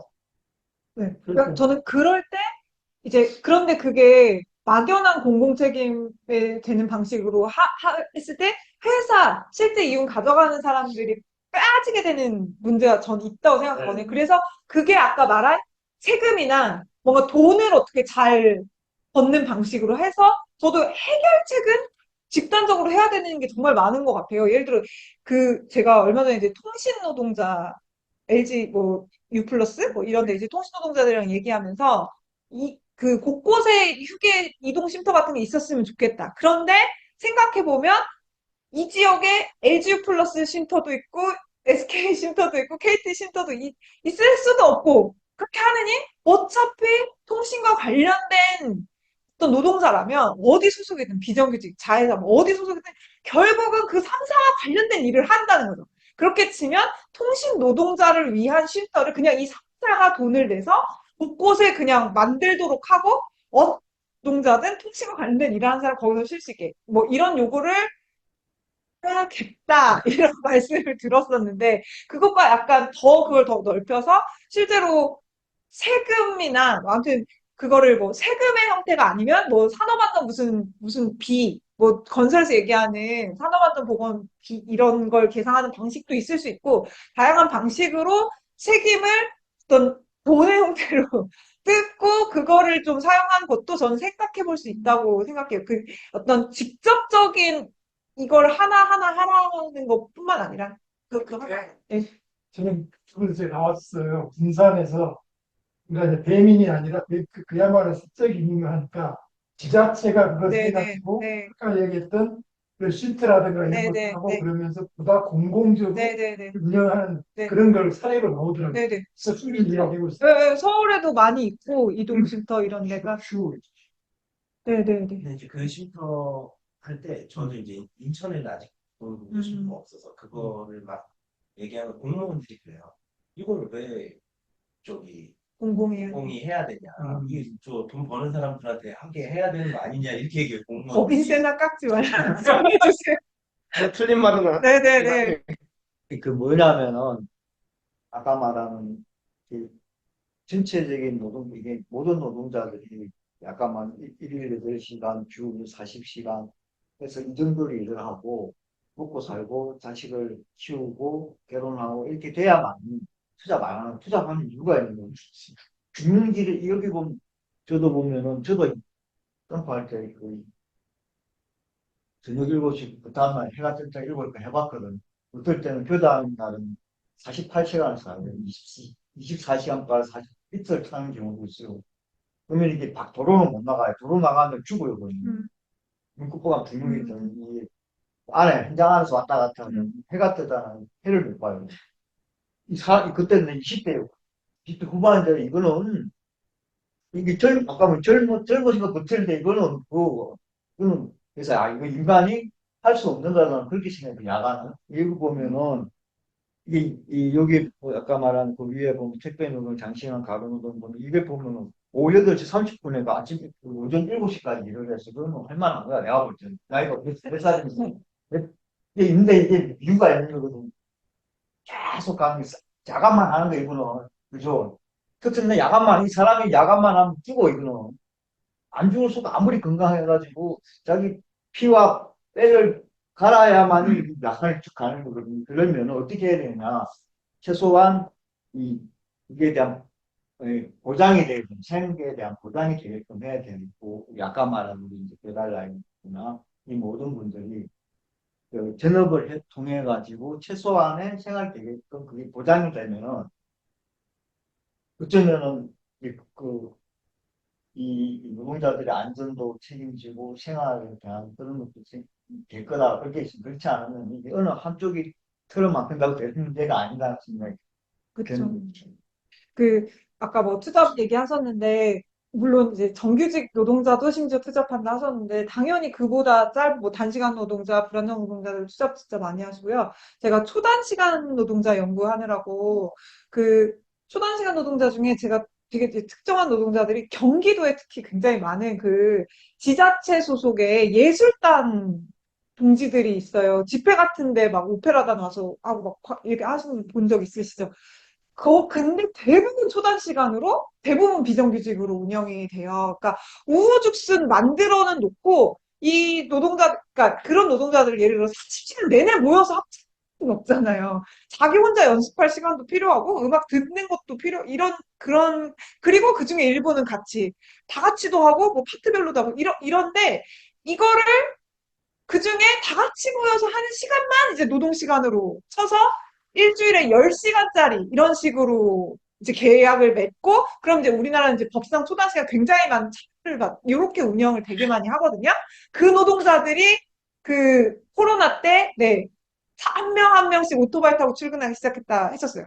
다 이제 끝나고, 왜냐면 그때는 공연을 더 안 하니까 그나마 있던 공연비 수당 이런 게 다 줄어들고 그래가지고 더욱 이제 힘들어져서 그렇게 했다 그랬거든요. 그런 점에서 사실 노동자들의 기본적인 생활이 보장되고 이런 거 당연히 너무너무 중요하고, 근데 아까 또 말씀하신 대로 이게 우리가 각각의 사업장에서 각각의 노동자가 자기 그 사업장 내에서의 어떤 노동소득 분배율을 높이는 거 이상으로, 이게 그런 식으로는 너무나 이미 격차가 너무나 벌어지고 좀 어려운 면이 분명 있는 것 같고, 그런 점에서 공공성이 확대되는 것과 관련된 투쟁을 노동자들이 좀 하는, 그러니까 우리가 돈을 아예 덜 쓸 수 있는 어떤 상태를 만드는, 그러니까 우리가 임금을 더 높여서 그걸 잘 쓰는 방법도 있는데 돈을 덜 써도 되는 어떤 상태를 만드는, 예를 들어서 그 쉼터 얘기를 했지만 이동 노동자들의 쉼터가 없을 뿐만 아니라 진짜 우리 잠깐 3, 40분 시간 남아도 진짜 어디 갈 데가 없지 않나요? 그러니까 돈을 내고 커피숍에 가지 않으면 정말 10분 앉아 있을 곳도 없는 이런 어떤 들이 되게 달라지는 거. 그러면서 전체적으로 노동자 사이의 어떤 격차도 줄여가는 방식으로, 그러니까 각자가 자기 사업장에서 이걸 최대한 따내는 방식이 그동안 사실 민주노동 운동이 전투적으로 투쟁하면서 그렇게 해서 앞에서 가면 이제 같이 올라갈 거라는 생각으로 해왔다면, 지금은 조금 그런 점에서 방향을 바꿔야 되지 않을까. 왜냐하면 짜증 착취도 너무 많아지고, 그럴 때 이제 각각에서 뜯어내는데도 이제 격차가 되게 날 수밖에 없고, 막 이런 상황에서 여러 고민이 드는 것 같습니다. 답이 막 하나 있는 건 아니지만요. 네, 혹시 온라인에서는 질문 주실 동지 있으신가요? 있는 것 같습니다. 예. 아니, 그러면 제가 하나만 더 질문. 그러니까 이제 저번에 우리 노동법 할 때는 일정하게 이제 좀 우리가 좀 넓히신 방향이 됐던 게 외국의 사례 이런 네, 이야기하고 이런 방향으로 갔으면 이게 딱 잡히는데, 네. 그러면 이런 노동 안전과 관련해서도 네. 모범적인 그런 한국의 사례 이런 게 혹시 음. 소개할 만한 게 있을까요? 노동안전만 따로라기보다, 아마 외국법에서 그나마 몇 군데 나라들이, 아까 얘기한 뭐 대법원 판결이나, 뭐 스페인에서 그 라이더 법이라든지, 뭐 저기 어디야, 캘리포니아 이런 데서, 이렇게, 그런 게 결국은 다 똑같은 모범 사례인 것 같아요. 왜냐하면 기존의 법 체계를 보호를 하려면 거기 안에 어쨌든 들어오게 하는 방식이어야 되니까, 그런 데들에서 예를 들어서 그 ABC인가요? ABS인가요? ABC. ABC. 예, 그렇게 되면 그거는 이제 말하자면 근로계약이 아니어도 기존의 노동법상의 보호를 더 넓게 보장하는 방식인 거잖아요. 거기에 가장 중요한 게 노동안전보건이기는 하거든요. 그 관련된 것들이. 그래서, 네, 네, 그 네, 사용자에게 네, 맞아요. 네, 네, 맞아요. 노동자가 아니라는 네, 거지. 네, 네.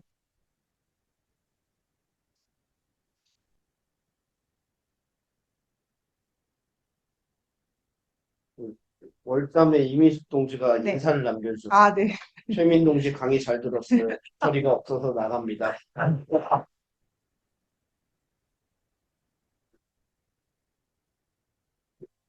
마무리 발언 네. 뭐 질문 더 없으시면은 마무리 발언 듣고 그리고 다음 강의 소개 제가 이제 하고 마치도록 하겠습니다. 아, 네. 오늘 좋은 시간 주셔서 기회를 주셔서 저도 이번에 좀 정리를 여러 가지 해보게 되었고, 와서 또 말씀 많이 들어서 좋았습니다.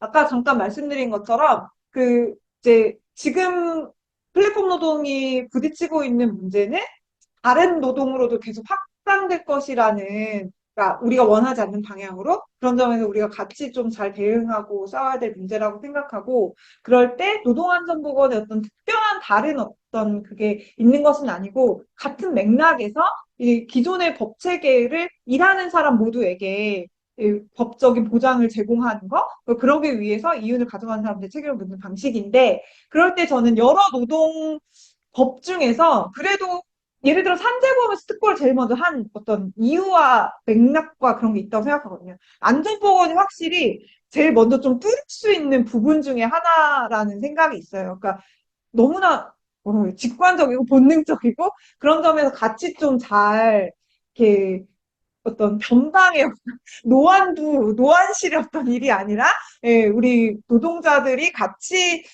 다뤄야 될 문제, 그리고 그것이 노동자를 정말 조직하고 조직을 확대 중요한 문제로 잘 쓰였으면 좋겠다. 예, 그럴 때, 예, 저도 같이 연대하고 싶다. 이런 말씀을 전하고 싶습니다. 오늘 고생하셨습니다. 아, 예, 그러면은 다음 5강은 강의가 아니라 토론회가 준비되어 있습니다. 예, 그래서 토론회 소개드리고 오늘 마무리하도록 하겠습니다. 10월 24일 다다음 주 목요일입니다. 항상 하듯이 2주 뒤입니다. 19시에 배제된 모두의 연대를 위하여 플랫폼 노동 조직화 전망을 주제로 토론회를 개최할 예정입니다. 그래서 1강에서부터 오늘 4강까지 내용을 총괄해서 플랫폼 산업에 대한 노동운동의 과제 그리고 조직화 전망을 함께 고민해보는 시간을 가지려고 합니다. 오늘 얘기 나왔었던 웹툰 작가 노조 위원장님 그리고 라이더 유니온 위원장님 모시고요. 장소는 추후에 공지드리겠습니다. 아직 정해지지 않아가지고 아마 총연맹 민주노총 옆에 있는 금속노조, 금속노조 아니면 공공운수노조가 될 것 같은데요. 나중에 웹자보 나오면은 한번 꼭 확인해 주시고, 이날은 마지막이니만큼, 온라인도 물론 열 거지만, 최대한 현장에 참석해 주셔가지고, 많은 얘기 나눌 수 있었으면 좋겠습니다. 예. 그러면은 24일 날, 목요일 날 뵙는 걸로 하고, 오늘 고생해주신 최민 동지, 그리고 현장에 계신 동지들, 온라인에 계신 동지들, 오랜 시간 고생 많으셨습니다. 감사합니다.